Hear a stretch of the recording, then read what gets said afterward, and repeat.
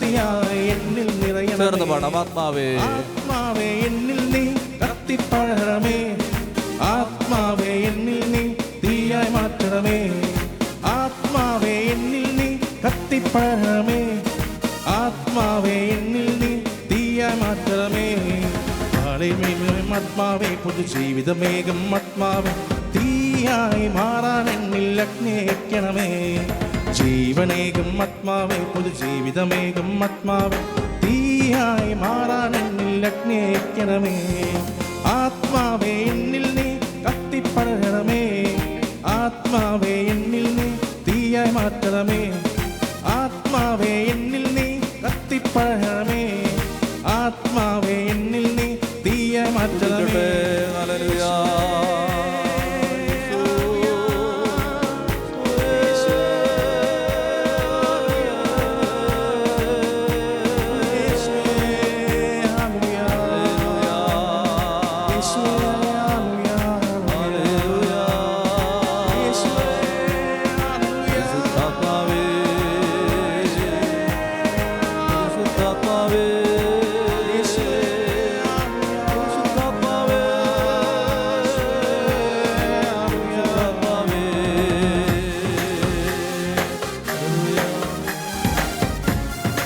കരങ്ങളടിച്ച്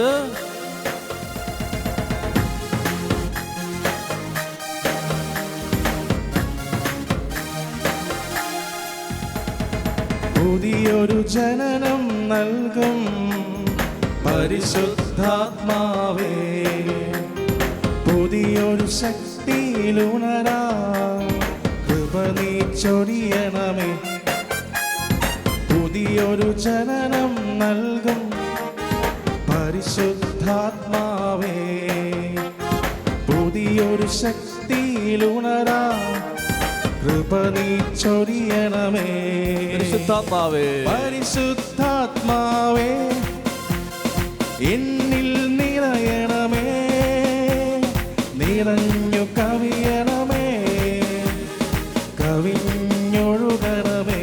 പരിശുദ്ധാത്മാവേ പരിശുദ്ധാത്മാവേ എന്നിൽ നിറയണമേ. നിറഞ്ഞു കവിയണമേ. കവിഞ്ഞൊഴുകണമേ. ആത്മാവേ ആത്മാവേ ആത്മാവേ ആത്മാവേ ആത്മാവേ ആത്മാവേ. ഹല്ലേ ഹല്ലേ ഹല്ലേ ഹല്ലേലൂയ. ശക്തിയോടെ ഹല്ലേലൂയ. എല്ലാവരും ചേർന്ന് ഹല്ലേ ഹല്ലേ ഹല്ലേ ഹല്ലേലൂയ. ഹല്ലേ ഹല്ലേ ഹല്ലേ ഹല്ലേലൂയ. ജോർദാൻ നദിയിലങ്ങ് പറന്നിറങ്ങിയപ്പോ വരദാനങ്ങളുമാ ആഗതനാകണമേ. പാടാമോ? ജോർദാൻ നദിയിലങ്ങ് പറന്നിറങ്ങിയപ്പോ വരദാനങ്ങളുമാ ആഗതനാകണമേ. മാലിന്യങ്ങളകറ്റി അന്ധതയെല്ലാം നീക്കി വിശ്വാസത്തിലുറയ്ക്കാൻ കൃപ നീ ചൊരിയണമേ. പരിശുദ്ധാത്മാവേ പരിശുദ്ധാത്മാവേ എന്നിൽ നിറയണമേ. നിറഞ്ഞു കവിയണമേ. കവിഞ്ഞൊഴുകണമേ. പരിശുദ്ധാത്മാവേ എന്നിൽ നിറയണമേ. നിറഞ്ഞു കവിയണമേ. കവിഞ്ഞൊഴുകണമേ. ഹല്ലേലൂയ.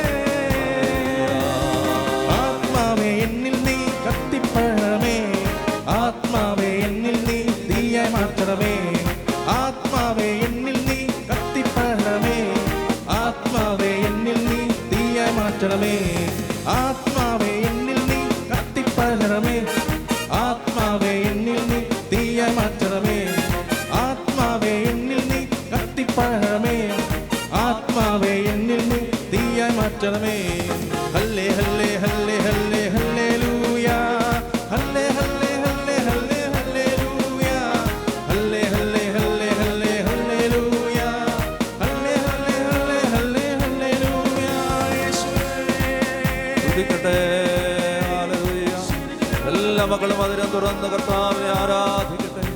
ഹല്ലേലൂയ, ഹല്ലേലൂയ, ഹല്ലേലൂയ. ഹല്ലേലൂയ, ഹല്ലേലൂയ, ഹല്ലേലൂയ, ഹല്ലേലൂയ, ഹല്ലേലൂയ, ഹല്ലേലൂയ, ഹല്ലേലൂയ, ഹല്ലേലൂയ, ഹല്ലേലൂയ. ഓ പരിശുദ്ധാത്മാവേ, ഈ കൂട്ടായ്മയിൽ ചേർന്ന് പ്രാർത്ഥിക്കുന്ന എല്ലാ മക്കളുടെ മേലും ലോകം മുഴുവൻ്റെ മേലും ഓ പരിശുദ്ധാത്മാവേ, അവിടുത്തെ അനന്തമായ സാന്നിധ്യം ഇപ്പോൾ വീശണമേ. ജീവനില്ലാത്ത ജീവിതങ്ങളുടെ മേൽ, നാശത്തിലേക്ക് പൊക്കൊണ്ടിരിക്കുന്ന ജീവിതങ്ങളുടെ മേൽ, സഹനങ്ങളിലും പ്രയാസങ്ങളിലും ഞെരുക്കങ്ങളിലും വഴിയറിയാതെ വിഷമിക്കുന്ന മക്കളുടെ മേൽ, കുടുംബങ്ങളുടെ മേലെല്ലാം ഓ പരിശുദ്ധാത്മാവേ അങ്ങ് വന്ന് ആവസിക്കണമേ. ജീവനില്ലാത്ത എൻ്റെ ജീവിതത്തിൻ്റെ മേൽ, ശൂന്യത നിറയുന്ന ഈ ജീവിതത്തിൻ്റെ മേൽ അങ്ങ് വീശണമേ, അങ്ങ് വീശണമേ. ജീവൻ നൽകണമേ, ശക്തി തരണമേ. ദാഹത്തോടെ പ്രാർത്ഥിക്കുന്നു.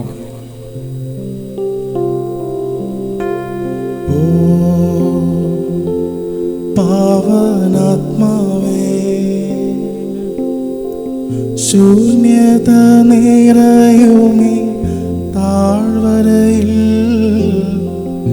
ജീവനില്ലാത്ത ജീവിതത്തിന്മേൽ വീശിടുക. വീണ്ടും ജീവനേകുക, വീണ്ടും ശക്തിയേകുക. പാവനാത്മാവേ, നീ എന്നിൽ നിറഞ്ഞിടുക. ഓ പാവനാത്മാവേ, ശൂന്യത നിറയും മോഹങ്ങളേറെയുള്ള എൻ ഹൃദയത്തിൽ, ദാഹങ്ങളേറെയുള്ള എൻ മനസ്സിൽ നിറഞ്ഞിടുക. വീണ്ടും സ്നേഹം നൽകുക, എൻ്റെ ദാഹം തീർക്കുക. പാവനാത്മാവേ, നീ എന്നിൽ നിറഞ്ഞിടുക. പാവനാത്മാവേ, ഓ പാവനാത്മാവേ, മുള്ളുകൾ നിറയും എൻ മരുഭൂവിൽ, പാപങ്ങളേറെയുള്ള എൻ ജഡത്തിന്മേൽ തീയിടുക. വീണ്ടും ശക്തിയേകുക, വീണ്ടും ശക്തിയേകുക. പാവനാത്മാവേ, നീ എന്നിൽ നിറഞ്ഞിടുക. ഓ പാവനാത്മാവേ, ശൂന്യത നിറയുമീ താഴ്വരയിൽ ജീവനില്ലാത്ത ജീവിതത്തിന്മേൽ വീശിടുക. വീണ്ടും ശക്തി നൽകുക, വീണ്ടും ശക്തി നൽകുക.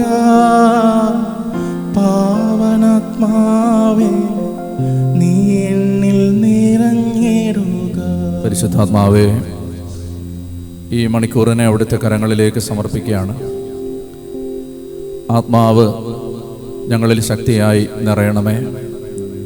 വചനം കേട്ടുകൊണ്ടിരിക്കുന്ന എല്ലാ മക്കളെയും പരിശുദ്ധാത്മാവ് ഏറ്റെടുക്കണമേ. ദൈവത്തിൻ്റെ വചനം സജീവവും ഊർജ്ജസ്വലവുമായ ഇരുമന വാളിനേക്കാൾ മൂർച്ചയേറിയ അവിടുത്തെ വചനം ഹൃദയങ്ങളിലേക്ക് ആഴ്ന്നിറങ്ങാൻ സഹായിക്കണമേ. പൗലോസ് പറഞ്ഞ കാര്യങ്ങൾ സ്വീകരിക്കാനായി ലിദിയായുടെ ഹൃദയം തുറന്നുകൊടുത്ത കർത്താവേ, വചനം ഗ്രഹിക്കാനായി അപ്പസ്തോലന്മാരുടെ മനസ്സിനെ തുറന്നുകൊടുത്ത കർത്താവേ, ഈ സമയത്ത് വചനം കേട്ടുകൊണ്ടിരിക്കുന്ന എല്ലാ മക്കളെയും അവരുടെ ഹൃദയങ്ങളെയും അങ്ങ് ആശീർവദിക്കണമേ. മാതാവേ, അമ്മയുടെ മാധ്യസ്ഥം തേടി പ്രാർത്ഥിക്കുന്നു. കൃപ നിറഞ്ഞ മറിയമേ, നിനക്ക് സമാധാനം. നമ്മുടെ കർത്താവ് നിന്നോടുകൂടെ, നീ സ്ത്രീകളിൽ അനുഗ്രഹിക്കപ്പെട്ടവളാവുന്നു. നിന്റെ ഉദരഫലമായി നമ്മുടെ കർത്താവ് യേശുമിശിഹ വാഴ്ത്തപ്പെട്ടവനാവുന്നു. പരിശുദ്ധ മറിയമേ, തമ്പുരാൻ്റെ അമ്മേ, പാപികളായ ഞങ്ങൾക്ക് വേണ്ടി ഇപ്പോഴും എപ്പോഴും ഞങ്ങളുടെ മരണസമയത്തും തമ്പുരാനോട് അപേക്ഷിച്ചു വരണമേ. ആമേൻ. പിതാവിനും പുത്രനും പരിശുദ്ധാത്മാവിനും സ്തുതി, ആദ്യം മുതൽ എന്നേക്കും. ആമേൻ. ഈശോ മിശിഹായ്ക്ക് സ്തുതിയായിരിക്കട്ടെ. നമുക്ക് ശാന്തമായിരുന്ന് ദൈവത്തിൻ്റെ വചനം കേൾക്കാം. ഇന്ന് ഈ ദൈവശബ്ദം കൺവെൻഷന് കർത്താവ് നമുക്ക് പങ്കുവെക്കാനായി തരുന്ന വചനം ക്രിസ്തീയ ജീവിതത്തിൽ സഹനത്തിൻ്റെ പ്രാധാന്യത്തെക്കുറിച്ചാണ്. ചെറുതും വലുതുമായ അനേകം സഹനങ്ങളിലൂടെ കടന്നു പോകുന്ന മക്കളാണ് നമ്മളെല്ലാവരും. നമ്മുടെ ജീവിതത്തെ പല വിധത്തിലുള്ള പ്രയാസങ്ങൾ പലപ്പോഴും ഞെരുക്കുന്നുണ്ട്. ഈ സഹനങ്ങളെ വിശ്വാസി എങ്ങനെയാണ് കാണേണ്ടത്? സഹനം ഒരു ശാപമാണെന്നോ ശിക്ഷയാണെന്നോ പലതരത്തിൽ ദൈവകോപത്തിൻ്റെ അടയാളങ്ങളാണെന്നോ ഒക്കെ വേണമെങ്കിൽ വ്യാഖ്യാനിക്കപ്പെടാവുന്ന സാഹചര്യങ്ങളിൽ സഹനത്തെ ക്രിസ്തീയമായ കണ്ണുകളോടുകൂടി കാണുക അതെങ്ങനെയാണ് എന്ന് നമ്മൾ പഠിക്കേണ്ടതുണ്ട്. അപ്പോൾ അതുകൊണ്ട് നമുക്ക് വളരെ ഗൗരവമായ ഒരു വചന പഠനത്തിലേക്ക് നിങ്ങളെ ഞാൻ ക്ഷണിക്കുകയാണ്.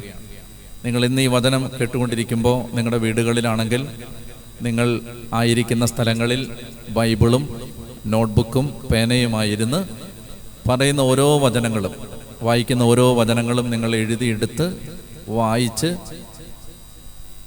കർത്താവിൻ്റെ വചനം എങ്ങനെയാണ് സഹനമെന്ന ഈ വിഷയത്തെ കൈകാര്യം ചെയ്യുന്നത് എന്നതിൻ്റെ ഏറ്റവും അടിസ്ഥാനപരമായ തത്വങ്ങൾ ഇന്ന് നമ്മൾ പഠിക്കുമ്പോൾ അത് ആഴത്തിൽ മനസ്സിലാക്കാൻ നിങ്ങളെല്ലാവരും ശ്രദ്ധിക്കണം.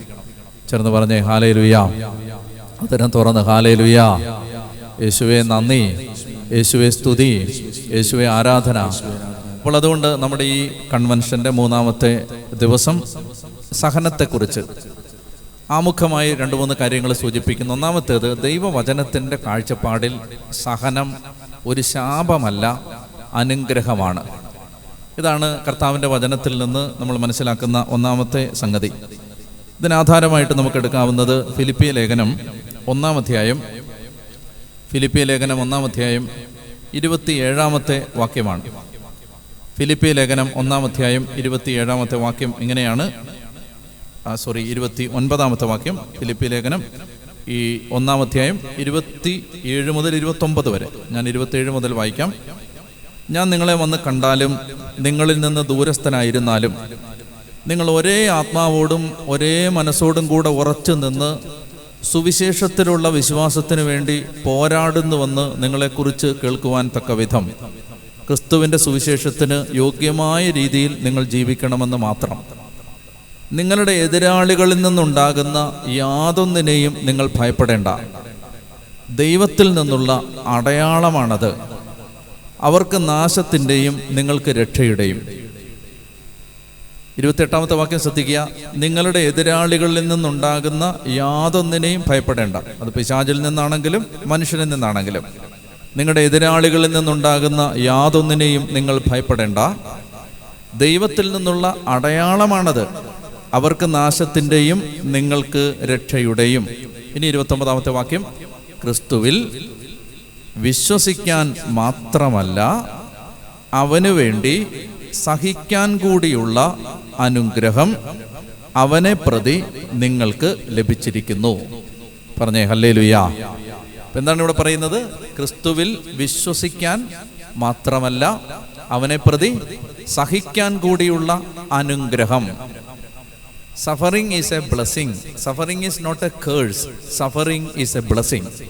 അപ്പോൾ ഇവിടെ ദൈവത്തിൻ്റെ വചനം പറയുകയാണ്, ക്രിസ്തുവിൽ വിശ്വസിക്കാൻ മാത്രമല്ല അവനെ പ്രതി സഹിക്കാൻ കൂടിയുള്ള അനുഗ്രഹം നിങ്ങൾക്ക് ലഭിച്ചിരിക്കുന്നു. അപ്പോൾ ഇവിടെ നമ്മൾ മനസ്സിലാക്കേണ്ടത് ഒന്നാമത്തെ കാര്യം, സഹനത്തെ സംബന്ധിക്കുന്ന ദൈവിക കാഴ്ചപ്പാടിൽ ഒന്നാമത്തെ കാര്യം, സഹനം എന്താണ്? സഹനം ഒരു ശാപമല്ല, അനുഗ്രഹമാണ്. അപ്പോൾ ക്രിസ്തുവിനെ പ്രതി, എന്നെ കേട്ടുകൊണ്ടിരിക്കുന്ന നിങ്ങളിൽ ആർക്കെങ്കിലും ക്രിസ്തുവിനെ പ്രതി സഹിക്കാൻ ഒരവസരം കിട്ടിയിട്ടുണ്ടെങ്കിൽ നിങ്ങൾ മനസ്സിലാക്കേണ്ടത് അതൊരു ശാപമല്ല, അതൊരു അംഗീകാരമാണ്, അതൊരു അനുഗ്രഹമാണ്. അപ്പോൾ ഒന്നാമത്തേത് അതാണ്. അപ്പം രണ്ടാമതായിട്ട് അപ്പോസ്തല പ്രവർത്തനം 5-ാം അധ്യായം 41-ാമത്തെ വാക്യത്തിൽ മനോഹരമായ മറ്റൊരു കാര്യം നമ്മൾ കാണുന്നുണ്ട്. അപ്പോസ്തല പ്രവർത്തനം acts of the apostles chapter 5 verse 41. അപ്പോസ്തല പ്രവർത്തനം 5-ാം അധ്യായം 41-ാമത്തെ വാക്യത്തിൽ അപ്പോസ്തലന്മാരെ സൻഹദ്രീൻ സംഘം യഹൂദന്മാരുടെ പരമോന്നത കോടതിയാണത്. അപ്പം യഹൂദ കോടതി അപ്പസ്തോലന്മാരെ പത്രോസിനെയും യോഹന്നാനെയും ഈ സംഘത്തിൻ്റെ മുമ്പിലേക്ക്, വിചാരണ കോടതിക്ക് മുമ്പിലേക്ക് വിളിച്ചിട്ട് മേലാൽ യേശുവിൻ്റെ നാമത്തിൽ ഒരക്ഷരം പോലും സംസാരിച്ചു പോകരുത് എന്ന് പറഞ്ഞ് ശാസിച്ചു. എന്നിട്ട് അവർ അപ്പസ്തോലന്മാരെ അകത്ത് വിളിച്ച് പ്രഹരിച്ചു. അടിച്ചിട്ടാണ് പറയുന്നത്. അപ്പസ്തോലനായ പത്രോസിനെയും യോഹന്നാനെയും അകത്ത് വിളിച്ച് നന്നായി പ്രഹരിച്ചിട്ട് അവർ പറഞ്ഞു, മേലാൽ യേശുവിൻ്റെ നാമത്തിൽ ഒരക്ഷരം പോലും സംസാരിച്ചു പോകരുത്. അടുത്ത വാക്യം എങ്ങനെയാണെന്നറിയാമോ? യേശുവിൻ്റെ നാമത്തിൽ സംസാരിച്ച് പോകരുതെന്ന് കൽപ്പിച്ച് അവരെ വിട്ടയച്ചു. അവരാകട്ടെ, 41, അവരാകട്ടെ യേശുവിൻ്റെ നാമത്തെ പ്രതി അപമാനം സഹിക്കാൻ യോഗ്യത ലഭിച്ചതിൽ സന്തോഷിച്ചുകൊണ്ട് സംഘത്തിൻ്റെ മുമ്പിൽ നിന്ന് പുറത്തുപോയി. അവരാകട്ടെ ക്രിസ്തുവിൻ്റെ നാമത്തിൽ അപമാനം സഹിക്കാൻ യോഗ്യത കിട്ടിയതിനെ ഓർത്ത് എന്ത് ചെയ്തു? യോഗ്യത കിട്ടിയതോർത്ത് ദൈവത്തെ, അവരാകട്ടെ യേശുവിൻ്റെ നാമത്തെ പ്രതി അപമാനം സഹിക്കാൻ യോഗ്യത ലഭിച്ചതിൽ സന്തോഷിച്ചുകൊണ്ട് സംഘത്തിൻ്റെ മുമ്പിൽ നിന്ന് പുറത്തുപോയി. അവൻ രണ്ടാമത്തെ കാര്യം എന്താണ്? സഹിക്കാൻ കിട്ടുന്നത് യോഗ്യതയാണ്. യോഗ്യതയാണ് എന്ന് പറഞ്ഞാൽ യോഗ്യതയുള്ളവരെ മാത്രമേ അതിനുവേണ്ടി ദൈവം തിരഞ്ഞെടുക്കുന്നുള്ളൂ. നിങ്ങൾക്ക് മനസ്സിലാവുന്നില്ലേ? അതായത് ഇപ്പോൾ മെത്രാനാവാൻ ഒരാളെ തിരഞ്ഞെടുക്കുന്നത് പോലെ, മാർപ്പാപ്പയാകാൻ ഒരാളെ തിരഞ്ഞെടുക്കുന്നത് പോലെ, പ്രധാനമന്ത്രി ആവാൻ തിരഞ്ഞെടുക്കുന്നത് പോലെ, അല്ലെങ്കിൽ ഏതെങ്കിലും ഒരു ഉന്നത സ്ഥാനത്തേക്ക് തിരഞ്ഞെടുക്കുന്നത് പോലെ ദൈവത്തിൻ്റെ ഭരണ സംവിധാനത്തിൽ ദൈവം ഏറ്റവും എലിജിബിളായി, യോഗ്യതയുള്ളവരായി കാണുന്നവരെ മാത്രം തിരഞ്ഞെടുക്കുന്നതാണ് സഹിക്കാൻ വേണ്ടി. ചേർന്ന് പറഞ്ഞേ ഹല്ലേലൂയ. അപ്പൊ അതുകൊണ്ട് നമ്മൾ കാണേണ്ടത് ഇത് ശാപമല്ല, മറിച്ച് യോഗ്യതയുള്ളവരെ മാത്രം ദൈവം പ്രത്യേകം നടത്തിയ ഒരു തെരഞ്ഞെടുപ്പിന്റെ ഫലമായി ദൈവം സെലക്ട് ചെയ്യുന്നതാണ് എന്നാണ് രണ്ടാമത്തേത് നമ്മൾ മനസ്സിലാക്കേണ്ടത്. ദൈവത്തിൻ്റെ ഒരു തെരഞ്ഞെടുപ്പാണ്. ഇനി മത്തായിയുടെ സുവിശേഷം 5-ാമത്തെ അധ്യായം 11-ാമത്തെ വാക്യത്തിലേക്ക് വരുമ്പോൾ മനോഹരമായ മറ്റൊരു സൂചന സഹനത്തെക്കുറിച്ച് കാണുന്നുണ്ട്. മത്തായിയുടെ സുവിശേഷം 5-ാം അധ്യായം 11-ാമത്തെ വാക്യം, എന്നെ പ്രതി മനുഷ്യർ നിങ്ങളെ നിന്ദിക്കുകയും അവഹേളിക്കുകയും, എന്നെ പ്രതി മനുഷ്യർ നിങ്ങളെ അവഹേളിക്കുകയും പീഡിപ്പിക്കുകയും എല്ലാവിധ തിന്മകളും നിങ്ങൾക്കെതിരെ വ്യാജമായി പറയുകയും ചെയ്യുമ്പോൾ നിങ്ങൾ ഭാഗ്യവാന്മാർ. മൂന്നാമത്തേത്, ഇതൊരു ഭാഗ്യമാണ്. ഈശോ പറയുകയാണ്, എന്നെ പ്രതി നിങ്ങൾ അവഹേളിക്കപ്പെടുമ്പോൾ, മനുഷ്യർ എന്നെ പ്രതി നിങ്ങളെ അവഹേളിക്കുമ്പോൾ, നിങ്ങളെ പീഡിപ്പിക്കുമ്പോൾ, എല്ലാവിധ തിന്മകളും നിങ്ങൾക്കെതിരെ പറയുമ്പോൾ നിങ്ങൾ ഭാഗ്യവാന്മാർ. ഭാഗ്യവാന്മാർ. നിങ്ങൾ ആനന്ദിച്ച് ആഹ്ലാദിക്കുവിൻ, നിങ്ങളുടെ പ്രതിഫലം വലുതായിരിക്കും. ആരുടെ പ്രതിഫലം? ക്രിസ്തുവിൻ്റെ നാമത്തെ പ്രതി അപമാനം സഹിക്കുന്നവരുടെ, ക്രിസ്തുവിൻ്റെ നാമത്തെ പ്രതി പീഡനം സഹിക്കുന്നവരുടെ, വ്യാജമായ കുറ്റാരോപണങ്ങൾ നേരിടുന്നവരുടെ പ്രതിഫലം വളരെ വലുതായിരിക്കും. നിങ്ങൾക്ക് മുമ്പുള്ള പ്രവാചകന്മാരെയും അവർ ഇപ്രകാരം പീഡിപ്പിച്ചിട്ടുണ്ട്. എൻ്റെ പ്രിയപ്പെട്ട സഹോദരങ്ങളെ, മൂന്നാമതായിട്ട് ദൈവത്തിൻ്റെ വചനം സഹനത്തെക്കുറിച്ച് പറയുന്നത് ഇതൊരു ഭാഗ്യമാണ്. എന്ത് ഭാഗ്യം? ആനന്ദിച്ച് ആഹ്ലാദിക്കേണ്ട ഒരു മഹാഭാഗ്യമാണത്. അപ്പോൾ മൂന്നാമതായിട്ട് ദൈവത്തിൻ്റെ വചനം ഇവിടെ പറയുന്നത് ഇതെന്താണ്? ഇത് ഭാഗ്യമാണ്. അപ്പോൾ കർത്താവിൻ്റെ വചനം പറയുകയാണ്, നിങ്ങൾ എൻ്റെ നാമത്തെ പ്രതി നിങ്ങളെ ആരെങ്കിലും നിന്ദിക്കുകയോ അവഹേളിക്കുകയോ പീഡിപ്പിക്കുകയോ ചെയ്യുന്നുണ്ടെങ്കിൽ എന്താണത്? ഭാഗ്യമാണ്. എന്ത് ചെയ്യണം അപ്പോൾ? അങ്ങനെ ആരെങ്കിലും നിങ്ങളെ ചെയ്യുന്നുണ്ടെങ്കിൽ ആ സമയത്ത് നിങ്ങൾ എന്ത് ചെയ്യണം? അയ്യോ, എന്നെക്കുറിച്ച് അങ്ങനെ പറഞ്ഞല്ലോ, എന്നെക്കുറിച്ച് അപമാനം പറഞ്ഞല്ലോ, എന്നെക്കുറിച്ച് ആക്ഷേപം പറഞ്ഞല്ലോ, എന്നെ സോഷ്യൽ മീഡിയയിൽ അവഹേളിച്ചല്ലോ എന്നോർത്ത് സങ്കടപ്പെട്ടിരിക്കാതെ നിങ്ങൾ എന്ത് ചെയ്യണം? നിങ്ങൾ കഥ കടച്ച് കുറ്റിയിട്ടിട്ട് തുള്ളിച്ചാടണം. എന്തിനാണ് തുള്ളിച്ചാടേണ്ടത്? നിങ്ങളുടെ പ്രതിഫലം വലുതായിരിക്കും. അവരൊക്കെ പറഞ്ഞേ ഹല്ലേലൂയാ, ഉച്ചത്തി പറഞ്ഞേ ഹല്ലേലൂയാ. അപ്പോൾ ഞാൻ പറഞ്ഞു വരുന്നത്, എനിക്ക് ഒന്നാമതായി നിങ്ങളോട് പറയാനുള്ളത്, സഹിക്കുക എന്നുള്ളത് ഒരു ശാപമല്ല. ക്രിസ്തീയ ജീവിതത്തിൽ സഹനം എന്ന് പറയുന്നത് ഒരു കേഴ്സ് അല്ല, മറിച്ച് എന്താണ്? അതൊരു ബ്ലെസ്സിങ് ആണ്. നമ്മൾ 3 കാര്യങ്ങളാണ് കണ്ടത്. ഒന്നാമത്തേത് അതൊരു അനുഗ്രഹമാണ്, രണ്ടാമത്തേത് അതെന്താണ്? അതൊരു ഭാഗ്യമാണ്, മൂന്നാമത്തേത് അതൊരു യോഗ്യതയാണ്. 3 വാക്കുകൾ എന്തൊക്കെയാണ്? ഒന്നാമത്തേത് അനുഗ്രഹം, രണ്ടാമത്തേത് ഭാഗ്യം, മൂന്നാമത്തേത് യോഗ്യത. അപ്പോൾ അതുകൊണ്ട് ഈ കാഴ്ചപ്പാട് ആമുഖമായിട്ട് ഇത് ഇത്രയും കാര്യങ്ങൾ നിങ്ങളുടെ മനസ്സിൽ വെച്ചിരിക്കുക. ക്രിസ്തീയ ജീവിതത്തിൽ സഹനമെന്ന് പറയുന്നത് ഒരു ഭാഗ്യമാണ്. അപ്പോൾ ഓട്ടോമാറ്റിക്കായിട്ട് അടുത്ത ചോദ്യം വരുന്നു, എന്തുകൊണ്ടാണ് ഈ സഹനത്തെ എല്ലാവരും സഹനത്തിൽ നിന്ന് ഒളിച്ചോടാൻ ശ്രമിക്കുമ്പോൾ, എല്ലാവരും സഹനം വേണ്ട എന്ന് ചിന്തിക്കുമ്പോൾ എന്താണ് സഹനം ഒരു ഭാഗ്യമാണെന്ന് പറയുന്നത്? എന്തുകൊണ്ടാണത്? അതിന് നമ്മൾ അടിസ്ഥാനപരമായ ചില വേദ ഉപദേശങ്ങളിലേക്ക് പോകേണ്ടതുണ്ട്. ഒരു ക്രിസ്തീയ വിശ്വാസി, പ്രത്യേകിച്ച് ഒരു കത്തോലിക്ക വിശ്വാസി എന്ന നിലയിൽ നമ്മൾ ചില അടിസ്ഥാന തത്വങ്ങൾ ഇവിടെ പഠിക്കേണ്ടതുണ്ട്. അത് പഠിക്കാനായി ഞാൻ നിങ്ങളെ റോമാലേഖനം 5-ാം അധ്യായത്തിലേക്ക് ക്ഷണിക്കുകയാണ്. അപ്പം നിങ്ങൾ ബൈബിൾ വേഗം എടുത്ത് നിങ്ങളുടെ ആയിരിക്കുന്ന സ്ഥലത്ത് ബൈബിൾ പെട്ടെന്ന് എടുത്തിട്ട് റോമാലേഖനം 5-ാം അധ്യായം 1 മുതലുള്ള വാക്യങ്ങൾ നിങ്ങൾ ഉച്ചത്തിൽ നിങ്ങളുടെ വീടുകളിലായിരുന്ന് ഉച്ചത്തിൽ വായിക്കണം. റോമാലേഖനം 5-ാം അധ്യായം 1 മുതൽ. വിശ്വാസത്താൽ നീതീകരിക്കപ്പെട്ട നമുക്ക് നമ്മുടെ കർത്താവായ യേശുക്രിസ്തുവുമായി സമാധാനത്തിൽ ആയിരിക്കാം. അപ്പൊ എന്താണ് പറഞ്ഞിരിക്കുന്നത്? വിശ്വാസത്താൽ നീതീകരിക്കപ്പെട്ട നമുക്ക് ദൈവവുമായി സമാധാനത്തിലായിരിക്കാം. അടുത്ത വാക്യം, നമുക്ക് കൈവന്നിരിക്കുന്ന ഈ കൃപയിലേക്ക് അവൻ മൂലം വിശ്വാസത്താൽ നമുക്ക് പ്രവേശനം ലഭിച്ചിരിക്കുന്നു. ദൈവമഹത്വത്തിൽ പങ്കുചേരാമെന്ന പ്രത്യാശയിൽ നമുക്ക് അഭിമാനിക്കാം. എന്നിട്ട് 3-ാമത്തെ വാക്യം പറയുകയാണ്, മാത്രമല്ല നമ്മുടെ കഷ്ടതകളിലും നാം അഭിമാനിക്കുന്നു. എന്തെന്നാൽ കഷ്ടത സഹനശീലവും, സഹനശീലം ആത്മധൈര്യവും, ആത്മധൈര്യം പ്രത്യാശയും ഉളവാക്കുന്നു എന്ന് നാം അറിയുന്നു. അപ്പോൾ ഇവിടെ ഒരു അല്പസമയം നിങ്ങൾ ശ്രദ്ധിക്കേണ്ടതുണ്ട്. കുറച്ച് അടിസ്ഥാന തത്വങ്ങൾ നമുക്ക് മനസ്സിലാക്കേണ്ടതുണ്ട്. എന്താണ് ഇവിടെ ആദ്യം ഈ വചനത്തിൻ്റെ അർത്ഥം? എന്താണ് ഇവിടെ കർത്താവിൻ്റെ വചനം പഠിപ്പിക്കാൻ ആഗ്രഹിക്കുന്നത്? നമ്മൾ നീതീകരിക്കപ്പെട്ടു, വിശ്വാസത്താൽ നീതീകരിക്കപ്പെട്ടു. അതെന്താണെന്ന് ഞാൻ അല്പസമയം കഴിയുമ്പോൾ പറയാം. അങ്ങനെ നീതീകരിക്കപ്പെട്ട നാം ഇപ്പോൾ ദൈവവുമായി സമാധാനത്തിലായിരിക്കുകയാണ്. എന്നാൽ ആ നീതീകരണം പൂർത്തിയായിട്ടില്ല.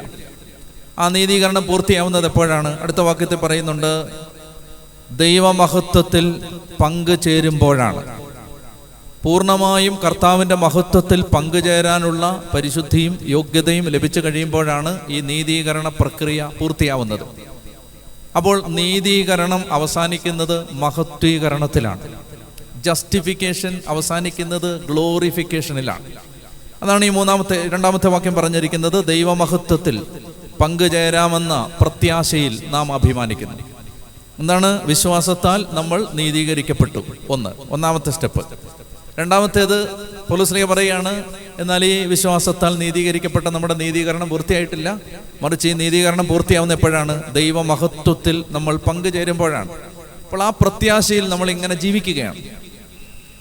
ആ പ്രത്യാശയോടെ, മഹത്വത്തിൽ പങ്കുചേരാമെന്ന പ്രത്യാശയോടെ ജീവിക്കുമ്പോൾ പൗലോസ് പറയുകയാണ്, ആ മഹത്വത്തിൽ പങ്കുചേരാമെന്ന പ്രത്യാശയിൽ മാത്രമല്ല ഞാൻ അഭിമാനിക്കുന്നത്, ഞാൻ നമ്മുടെ കഷ്ടതകളിലും അഭിമാനിക്കുന്നു. കഷ്ടതകളിൽ ആരെങ്കിലും അഭിമാനിക്കാറുണ്ടോ? കഷ്ടതകളെക്കുറിച്ച് എല്ലാവരും സങ്കടം പറയാറാണുള്ളത്. പൗലോസ് പറയുകയാണ്, പൗലോസ് അപ്പോസ്തലൻ റോമായിലെ സഭയ്ക്ക് എഴുതുമ്പോൾ അദ്ദേഹം പറയുകയാണ്, എൻ്റെ കഷ്ടതകളിൽ ഞാൻ നല്ല അഭിമാനത്തോടെ നിൽക്കുകയാണ്. അപ്പോൾ നമ്മൾ ചോദിക്കണം, പൗലോസ്ലിഹായെ എന്താണ് അങ്ങ് കഷ്ടതകളിൽ അഭിമാനത്തോടെ നിൽക്കുന്നത്? അപ്പോൾ ഉടനെ അദ്ദേഹം പറയും, കാരണം കഷ്ടത സഹനശീലം തരും, സഹനശീലം ആത്മധൈര്യം തരും, ആത്മധൈര്യം പ്രത്യാശ തരും. കഷ്ടത എന്ത് തരും? സഹനശീലം. സഹനശീലം എന്ത് തരും? ആത്മധൈര്യം. ആത്മധൈര്യം എന്ത് തരും? പ്രത്യാശ. അപ്പൊ കഷ്ടത 1, സഹനശീലം 2, ആത്മധൈര്യം 3, പ്രത്യാശ 4. ദൈവമഹത്വത്തിൽ പങ്കുചേരുമെന്ന പ്രത്യാശയോടെ നമ്മൾ കാത്തിരിക്കുകയാണ്. ഈ പ്രത്യാശ നമ്മളിൽ വർദ്ധിപ്പിക്കുന്ന പ്രോസസ്സാണ് ഈ പറഞ്ഞത്. ദൈവമഹത്വത്തിൽ പങ്കുചേരാമെന്ന പ്രത്യാശയോടെ ഒരു ക്രിസ്ത്യാനി ജീവിക്കുമ്പോൾ ആ പ്രത്യാശയിൽ പങ്കുചേരാനുള്ള വഴിയാണ് ഈ പറഞ്ഞു തരുന്നത്. കഷ്ടത, സഹനശീലം, ആത്മധൈര്യം, പ്രത്യാശ. ഇങ്ങനെയാണ് ഇത് മനസ്സിലാക്കുന്നത്. കഷ്ടത വിശദീകരിക്കേണ്ട ആവശ്യമില്ല. നമുക്ക് വരുന്ന സഹനങ്ങൾ, ഈ സഹനങ്ങൾ ഒരു വ്യക്തിക്ക് എന്ത് തരും? സഹനശീലം തരും. എന്താണ് സഹനശീലം? സഹനശീലം എന്ന് പറഞ്ഞാൽ സഹിക്കാനുള്ള ശക്തി എന്നതിനേക്കാൾ സഹനത്തെ ദൈവം കാണുന്ന വിധത്തിൽ എടുക്കാനുള്ള കഴിവിൻ്റെ പേരാണ് സഹനശീലം. സഹനശീലം എന്ന് പറഞ്ഞാൽ ഒരു വ്യക്തിക്ക് സഹനം വരുമ്പോൾ മരിച്ചു പോകാതിരിക്കാനുള്ള ശക്തിയല്ല, മറിച്ച് ഒരു സഹനത്തെ കർത്താവിൻ്റെ കണ്ണിലൂടെ കാണാനുള്ള കഴിവാണ് സഹനശീലം. അതെങ്ങനെയാണ് നിങ്ങൾക്ക് മനസ്സിലാക്കി തരാം. ഞാൻ ഒരു ഉദാഹരണം പറയാം. എന്താണ്? അതായത് നമ്മുടെ കുറച്ച് പണം ആരെങ്കിലും അപഹരിച്ചു എന്ന് കരുതുക. നമ്മുടെ കുറച്ച് പണം, ഇപ്പം നിന്റെ കുറച്ച് പണം എടുത്തുകൊണ്ട് പോയി. നിന്റെ ഒരു 10 ലക്ഷം രൂപ ഒരാൾ അപഹരിച്ചു. വേദന ഉണ്ടാവുമോ?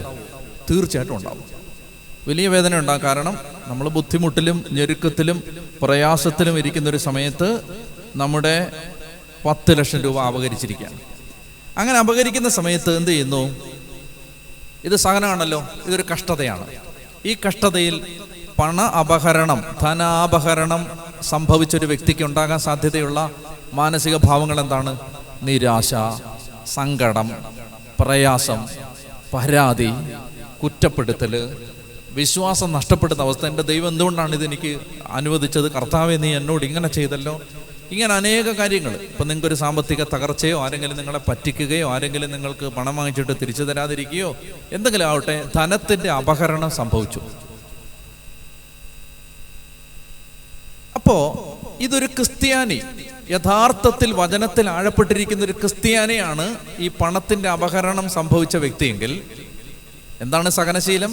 സഹനത്തെ ദൈവത്തിൻ്റെ കണ്ണുകളിലൂടെ കാണാനുള്ള കഴിവാണ് സഹനശീലം. ഇതിനെ എങ്ങനെ കാണും? ഈ പണം പോയതിനെ എങ്ങനെ കാണും? നിങ്ങൾക്ക് സമാധാനം കിട്ടണമെങ്കിൽ ദൈവത്തിൻ്റെ കണ്ണിലൂടെ ഈ സഹനത്തെ കാണാം. അല്ലെങ്കിൽ ഒരിക്കലും നിങ്ങൾക്ക് സമാധാനം കിട്ടില്ല. കാരണം എന്ന് രാവിലെ നിങ്ങൾ ഉറങ്ങുമ്പോഴും എഴുന്നേൽക്കുമ്പോഴും എന്നാലും എൻ്റെ പൈസ പോയല്ലോ എന്ന് ചിന്തിക്കും. ഇതിനെ നിങ്ങൾക്ക് ഒന്നും സംഭവിക്കാത്തതുപോലെ എടുക്കാൻ പറ്റണമെങ്കിൽ നിങ്ങൾക്ക് സഹനശീലം വേണം. സഹനശീലം എന്താണ്? ദൈവം ഈ സംഭവത്തെ എങ്ങനെ കാണും, ആ രീതിയിൽ നമുക്ക് കാണാൻ പറ്റണം. ഞാനതിന് ഒരു വാക്യം വായിക്കാം. എബ്രായ ലേഖനത്തിൽ പൗലോസ് ശ്ലീഹ ഈ വിഷയം ചർച്ച ചെയ്യുന്നുണ്ട്. എബ്രായ ലേഖനം 10-ാം അധ്യായം 34-ാമത്തെ വാക്യം. എബ്രായ ലേഖനം 10:32 മുതൽ വായിക്കാം. എബ്രായർ 10:32 മുതൽ വായിക്കാം. നിങ്ങൾ പ്രബുദ്ധരാക്കപ്പെട്ടതിന് ശേഷം കഷ്ടപ്പാടുകളോട് കഠിനമായി പൊരുതി നിന്ന ആ കഴിഞ്ഞ കാലങ്ങൾ ഓർക്കുവിൻ. ചിലപ്പോഴെല്ലാം നിങ്ങൾ വേദനയ്ക്കും അധിക്ഷേപത്തിനും പരസ്യമായി വിഷയമാക്കപ്പെടുകയും മറ്റു ചിലപ്പോൾ ഇവ സഹിച്ചവരുമായി പങ്കുചേരുകയും ചെയ്തു. 33. ചിലപ്പോഴെല്ലാം നിങ്ങൾ വേദനയ്ക്കും ആക്ഷേപത്തിനും പരസ്യമായി വിഷയമാക്കപ്പെടുകയും മറ്റു ചിലപ്പോൾ ഇവ സഹിച്ചവരുമായി പങ്കുചേരുകയും ചെയ്തു. തടങ്കലിലായിരുന്നപ്പോൾ നിങ്ങൾ വേദനകൾ പങ്കിട്ടു. അടുത്ത വാക്യം നന്നായിട്ട് ശ്രദ്ധിക്കണം. 10:34. തടങ്കലിലായിരുന്നപ്പോൾ നിങ്ങൾ വേദനകൾ പങ്കിട്ടു. അടുത്ത വാക്യം എന്താണ്? ധനത്തിൻ്റെ അപഹരണം സന്തോഷത്തോടെ നിങ്ങൾ സഹിച്ചു. പണം ആരെങ്കിലും അടിച്ചെടുത്തത് സന്തോഷത്തോടെ നിങ്ങൾ സഹിച്ചു. എങ്ങനെയാണ് സഹിച്ചത്? എന്തെന്നാൽ കൂടുതൽ ഉത്കൃഷ്ടവും ശാശ്വതവുമായ ധനം നിങ്ങൾക്കുണ്ടെന്ന് നിങ്ങൾക്ക് അറിയാമായിരുന്നു. നിങ്ങൾക്ക് മനസ്സിലാകുന്നുണ്ടോ ഇത്? ഇപ്പം നിന്റെ പണം 10 ലക്ഷം രൂപ ഒരാൾ അടിച്ചുകൊണ്ട് പോയാൽ എങ്ങനെ നിനക്ക് സഹനശീലത്തിൽ സമാധാനത്തോടായിരിക്കാൻ പറ്റും? നീ ഇങ്ങനെ ചിന്തിക്കുകയാണ്, ഈ 10 ലക്ഷം പോയാലും ഒരിക്കലും നശിക്കാത്തൊരു ധനം എൻ്റെ കർത്താവിലൂടെ എനിക്ക് കിട്ടിയ രക്ഷയുടെയും നിത്യജീവന്റെയും ഉറപ്പ്, ഒരിക്കലും നശിക്കാത്ത ഒരു ധനം എനിക്കുണ്ട്. ഇത് പോയാലെന്ത്, പോയില്ലെങ്കിൽ എന്ത്? പ്രിയപ്പെട്ട സഹോദരങ്ങളെ, അപ്പോൾ എന്താണ് സംഭവിക്കുന്നത്? ഇത് പണം പോയ ഒരാള്, ഒരു വ്യക്തി, വചനത്തിൽ ആഴപ്പെട്ട ഒരു വ്യക്തി, ധനാപഹരണം ആ വ്യക്തിക്ക് സംഭവിക്കാം. വചനത്തിൽ ആഴമില്ലാത്തൊരു വ്യക്തിക്ക് സംഭവിക്കാം. വചനത്തിൽ ആഴമില്ലാത്തൊരു വ്യക്തി ജീവിതകാലം മുഴുവൻ ആ പണം നഷ്ടപ്പെട്ടതിനെ കുറിച്ച് വിലപിച്ച് പിന്നീട് നിരാശയിലേക്ക്, ആത്മഹത്യയിലേക്ക് പോകുമ്പോൾ സഹനശീലമുള്ളൊരു വ്യക്തി എന്ത് ചെയ്യുന്നു? ഈ ധനം നഷ്ടപ്പെട്ടത് എൻ്റെ കർത്താവ് അറിയാതെ ഒന്നും സംഭവിക്കില്ല എന്ന് വ്യക്തമായിട്ട് അറിയാം. അങ്ങനെയാണെങ്കിൽ കർത്താവ് ഇത് അനുവദിച്ചത് ഇതിനേക്കാൾ മെച്ചപ്പെട്ടൊരു ധനം എനിക്കുണ്ട് എന്ന് ഞാൻ തിരിച്ചറിയാൻ വേണ്ടിയിട്ടാണ്. ദൈവത്തിൻ്റെ ജ്ഞാനത്തിൽ ഇതിന് അനേക സന്ദർഭങ്ങൾ. ഞാൻ മറ്റൊരു അനുഭവം പറയാം. ഒരിക്കൽ ഒരു മനുഷ്യൻ എന്നെ തല്ലാൻ വന്നു. നടന്ന സംഭവമാണ്. അപ്പോൾ അന്ന് ഞാൻ പരിശുദ്ധ കുർബാനയുമായിട്ട് തിരുവനന്തപുരം നഗരം പരിശുദ്ധ കുർബാന ദിവ്യകാരുണ്യ പ്രദക്ഷിണം തിരുവനന്തപുരത്ത് ഒരു സ്ഥലത്ത് ദിവ്യകാരുണ്യ പ്രദക്ഷിണം നടത്താനായിട്ട് തീരുമാനിച്ചിരുന്ന ദിവസമാണ്. അപ്പോൾ ഈ ദിവ്യകാരുണ്യ പ്രദക്ഷിണത്തിന് പോകാനായിട്ട് തീരുമാനിച്ചിരുന്ന് തിരുവനന്തപുരത്തെ ജീസസ് യൂത്തിലെ ചില അംഗങ്ങളും എല്ലാം കൂടെ ചേർന്ന് പ്രാർത്ഥിച്ച് തിരുവനന്തപുരത്തെ ഒരു സ്ഥലത്ത് ദിവ്യകാരുണ്യ പ്രദക്ഷിണമുള്ള ദിവസമാണത്. അപ്പം അന്ന് ഞാൻ പരിശുദ്ധ കുർബാനയൊക്കെ അർപ്പിച്ചിറങ്ങുമ്പോൾ ഒരു പ്രത്യേക കാരണത്തിൻ്റെ പേരിൽ ഒരു മനുഷ്യൻ എന്നെ തല്ലാൻ വന്നു. നിങ്ങളൊന്ന് ആലോചിച്ച് നോക്ക്, ഇതിനെ നമുക്ക് എങ്ങനെയൊക്കെ എടുക്കാം? ഒരു ഭക്തൻ എന്ന നിലയിൽ, ഒരു കരിസ്മാറ്റിക്കാരൻ എന്ന നിലയിൽ എനിക്ക് വേണമെങ്കിൽ ഇങ്ങനെ എടുക്കാം. എന്താണ്? ഞാനിതാ പരിശുദ്ധ കുർബാനയും കൊണ്ട് പോകുമ്പോൾ പിശാച് ഇളകിയിരിക്കുകയാണ്. ഇങ്ങനെ എടുത്തൂടെ? അപ്പോൾ എനിക്ക് അയ്യോ പിശാച് ഇളകിയല്ലോ എന്നോർത്തൊരു അസ്വസ്ഥത വരും. നിങ്ങളിത് ശരിക്കും മനസ്സിലാക്കണം. അനേകം പേരുടെ ഹൃദയത്തിലെ പല തെറ്റിദ്ധാരണകളും മാറ്റാൻ എൻ്റെ ഈ അനുഭവം സഹായിക്കും. അതുകൊണ്ട് നന്നായിട്ടത് ശ്രദ്ധിക്കണം. അപ്പം നമ്മളെന്താണ്, നമ്മളെ ഒരാൾ തല്ലാൻ വരികയാണ്. തല്ലാൻ വരുമ്പോൾ ഈ തല്ലാൻ വരുന്നതിനെ എങ്ങനെ കാണണം? സഹനശീലം. അപ്പോൾ എന്നെ തല്ലാൻ വന്നു, ഞാൻ അച്ഛനാണ്, എന്നെ തല്ലാൻ പാടില്ല. വേണമെങ്കിൽ ഒരു വചനം കൂടെ പറയാം, കർത്താവിൻ്റെ അഭിഷേകത്തിനെ തൊട്ടുപോകരുത്. അത് ഞാനൊന്നൊരു ഒരു വ്യക്തതയ്ക്ക് വേണ്ടി പറയുകയാണ്. പുതിയ നിയമത്തിൽ മാമോദീസ മുങ്ങിയ എല്ലാവരും അഭിഷിക്തരാണ്. കർത്താവിൻ്റെ അഭിഷിക്തനെ തൊട്ടുപോകരുത് എന്ന വചനത്തിൻ്റെ അർത്ഥം അച്ഛന്മാരെ തുടരുതെന്ന് മാത്രമല്ല, മാമോദീസ മുങ്ങിയ ഒരാളെയും തുടരുതെന്നാണ്. അപ്പോൾ അതുപോട്ടെ. അപ്പോൾ വേണമെങ്കിൽ എനിക്ക് ഒരു ഗമയ്ക്ക് വേണ്ടി കർത്താവിൻ്റെ അഭിഷിക്തനെ തൊട്ടുപോകരുതെന്നുള്ള വചനമൊക്കെ വേണമെങ്കിൽ എടുക്കാം. എടുത്തിട്ട് നീ കർത്താവിൻ്റെ അഭിഷിക്തനെതിരെ കരമുയർത്തി എന്നൊക്കെ വേണമെങ്കിൽ പറയാം. പിശാച് ഇളകി എന്ന് പറയാം. പക്ഷെ ഞാൻ ആ ദിവസങ്ങളിൽ കർത്താവേ, ഇതെന്തുകൊണ്ടാണ് നീ അനുവദിച്ചത്? എന്തുകൊണ്ടാണ്? ഞാനിങ്ങനെ ആലോചിച്ചും വ്യക്തിപരമായ എൻ്റെ പ്രാർത്ഥനയിലെല്ലാം ദൈവമേ എന്തുകൊണ്ടാണ്? എനിക്ക് ദൈവം ആ ദിവസങ്ങളിൽ അധികം താമസിക്കാതെ തന്നെ എൻ്റെ ഹൃദയത്തിൽ തന്നൊരു ബോധ്യം ഞാൻ പങ്കുവെക്കുകയാണ്. കർത്താവ് പറയുകയാണ്, നീ ക്ഷമയെക്കുറിച്ച് ഒരുപാട് പ്രസംഗിക്കുന്ന ആളാണ്, ദിവ്യകാരുണ്യത്തെക്കുറിച്ച് നീ പ്രസംഗിക്കുന്ന ആളാണ്. എന്താണ് ദിവ്യകാരുണ്യം? അടിച്ച അടി മുഴുവൻ കൊണ്ട, തുപ്പിയ തുപ്പല് മുഴുവൻ ഏറ്റ, ആക്ഷേപ ശരങ്ങളും അപവാദങ്ങളും കുറ്റപ്പെടുത്തലുകളും മുഴുവൻ സഹിച്ച, തോളിലെടുത്തു വെച്ച കുരിശ് സന്തോഷത്തോടെ ചുമന്ന, കയ്യിലും കാലിലും ആണിയടിക്കുന്ന സമയത്ത് പ്രതികരിക്കാതെയും പ്രതിരോധിക്കാതെയും നിശബ്ദമായിട്ട് അത് സഹിച്ച, ഉച്ച മുതൽ ഉള്ളങ്കാല് വരെ ശരീരം വരഞ്ഞു കീറാൻ വിട്ടുകൊടുത്ത ഒരു ദൈവപുത്രൻ തൻ്റെ ശരീരം കുരിശിൽ ഒരു ബലിയാക്കി കൊടുത്തിട്ട് ആ ബലിയായ ശരീരം മഹത്വീകരിക്കപ്പെട്ട് ഉത്ഥാനം ചെയ്ത് ആ ശരീരമാണ് ദിവ്യകാരുണ്യം. എന്താണ് നീ ദിവ്യകാരുണ്യം എന്ന് എടുത്ത് ജനത്തെ ആശീർവദിക്കാൻ പോവാണ്. ഇന്ന് ഈ ദിവ്യകാരുണ്യം എടുത്ത് ജനത്തെ ആശീർവദിക്കുമ്പോൾ എന്താണ് ഈ ദിവ്യകാരുണ്യം? കൊടുത്ത അടി മുഴുവൻ നിശബ്ദമായിട്ട് സഹിച്ച ഒരാള്, വന്ന സഹനം മുഴുവൻ പ്രതിരോധിക്കാതെ സ്വീകരിച്ച ഒരാള് എന്തായി മാറും എന്നതിൻ്റെ ഉദാഹരണമാണ് ദിവ്യകാരുണ്യം. ഈ അടി മുഴുവൻ സന്തോഷത്തോടെ കൊണ്ടൊരാൾക്ക് ദിവ്യകാരുണ്യമാവാൻ പറ്റും. അടി മുഴുവൻ സന്തോഷത്തോടെ കൊണ്ട യേശുവാണ് ദിവ്യകാരുണ്യമായത്. അപ്പൊ എന്താണ് ഈ ദിവ്യകാരുണ്യം? ദിവ്യകാരുണ്യം എന്ന് പറഞ്ഞാൽ പിതാവ് അനുവദിച്ചു കൊടുത്ത മുഴുവൻ സഹനങ്ങളെയും ചോദ്യം ചെയ്യാതെ അനുസരിച്ച ദൈവത്തിൻ്റെ പുത്രനാണ് പരിശുദ്ധ കുർബാനയായത്. കർത്താവ് എനിക്ക് തന്ന ഉത്തരവ് ഇതാണ്: ആ കുർബാന പിടിക്കാൻ നിനക്ക് യോഗ്യതയുണ്ടോ എന്ന് ഞാനൊന്ന് പരിശോധിക്കണ്ടേ? 1. 2, നീ ക്ഷമയെക്കുറിച്ച് ഒരുപാട് പറയുന്ന ആളാണ്. നിനക്ക് ക്ഷമിക്കാൻ ശക്തിയുണ്ടോ എന്ന് എങ്ങനെ അറിയും? കുഞ്ഞു കുഞ്ഞു കാര്യങ്ങളൊക്കെ നീ ക്ഷമിക്കും, എന്നിട്ട് നീ ക്ഷമാശീലനാണെന്ന് വേണമെങ്കിൽ ചിന്തിക്കുകയും ചെയ്യും. എന്നാൽ നിന്നെ ഒരാൾ പരസ്യമായി 4 ആൾ നിൽക്കെ, ഒരു 10-150 പേര് നിൽക്കുന്നതിൻ്റെ നടുവിൽ വെച്ച്, ഒരുപക്ഷെ നീ ഗൗരവമായി ചെയ്യാത്തൊരു കാര്യത്തിൻ്റെ പേരിൽ, ഒരുപക്ഷെ ചെയ്യാത്തൊരു തെറ്റിൻ്റെ പേരിൽ നിന്നെ തല്ലാൻ വന്നാൽ, ആ തല്ലാൻ വരുന്ന മനുഷ്യനോട് നിരവധികം ക്ഷമിക്കാൻ നിനക്ക് പറ്റുമോ എന്ന് ഞാനൊന്ന് ടെസ്റ്റ് ചെയ്യണ്ടേ? ഈ ക്ഷമിക്കാൻ പറ്റുമോന്ന് എങ്ങനെ അറിയാം? വലിയൊരു തല്ലിയാലേ അറിയൂ. ഈ ക്ഷമിക്കാൻ പറ്റുമോന്ന് എങ്ങനെ അറിയാം? ഒരിക്കലും ക്ഷമിക്കാൻ പറ്റാത്തത്ര വേദന വന്നാലേ ക്ഷമ നമ്മിലുണ്ടോ എന്നറിയാൻ പറ്റും. അപ്പം അന്ന് എനിക്ക് കിട്ടിയ വലിയൊരു തുറവി, എനിക്ക് ആ മനുഷ്യനോട് ഹൃദയം തുറന്ന് ക്ഷമിക്കാൻ പറ്റി.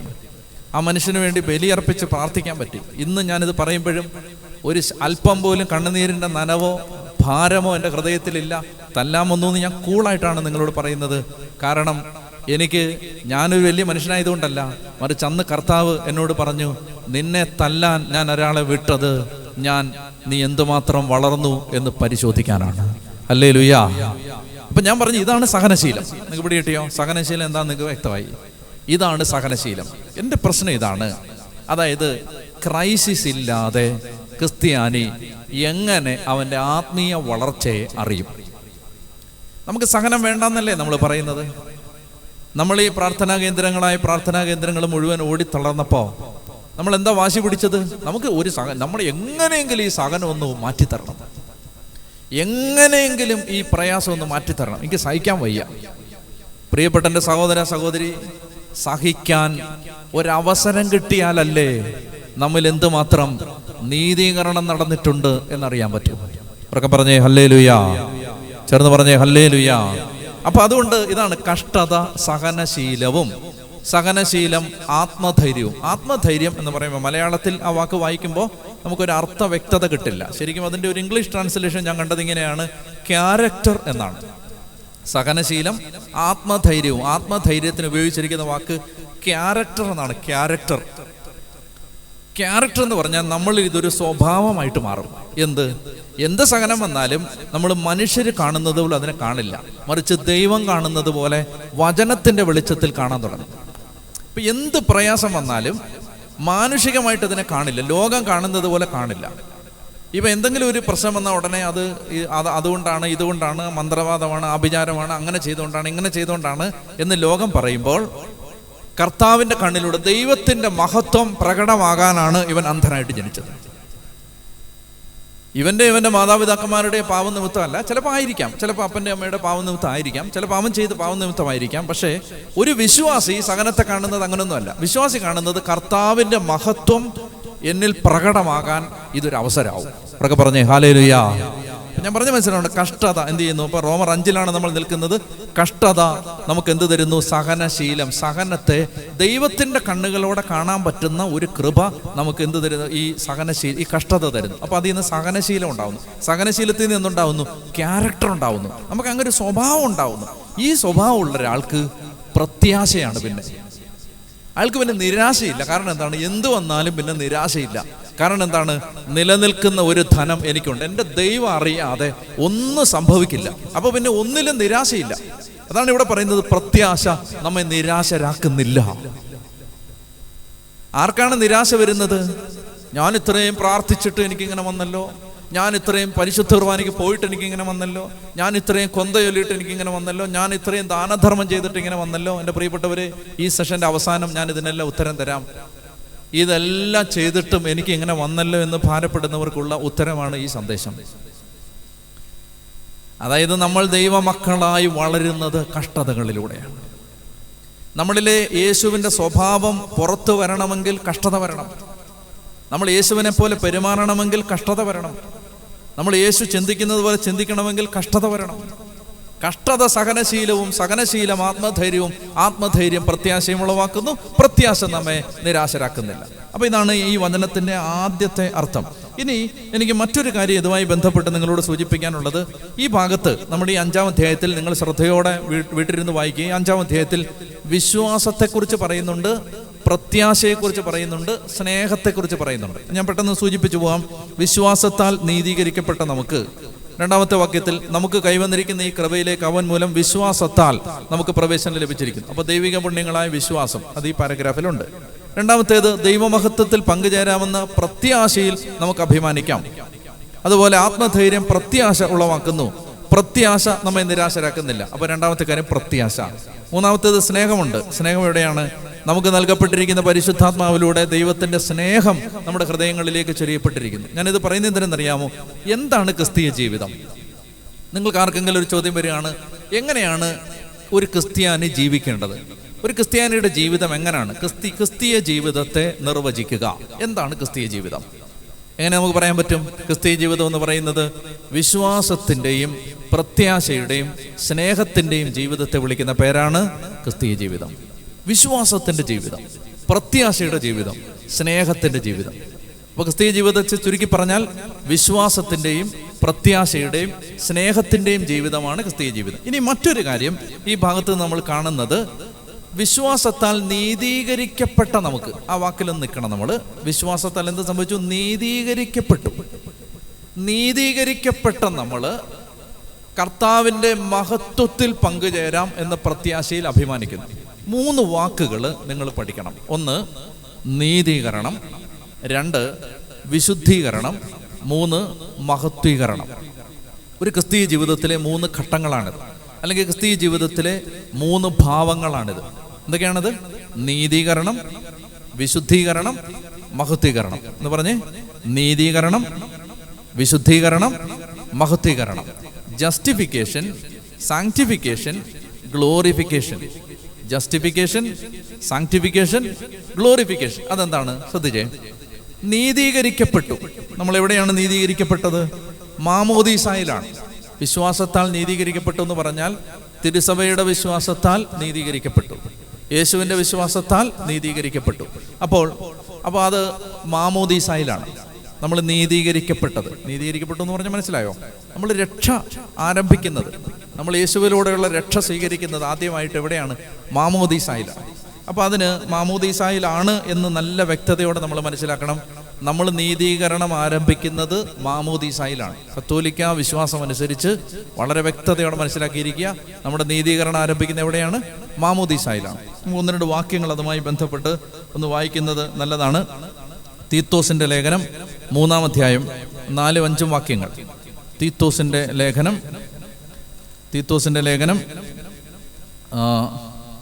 പൗലോസ്ലീഹ തീത്തോസിന് എഴുതിയ ലേഖനം 3-ാം അധ്യായം 4-5 വാക്യങ്ങൾ ഞാൻ വായിക്കുകയാണ്.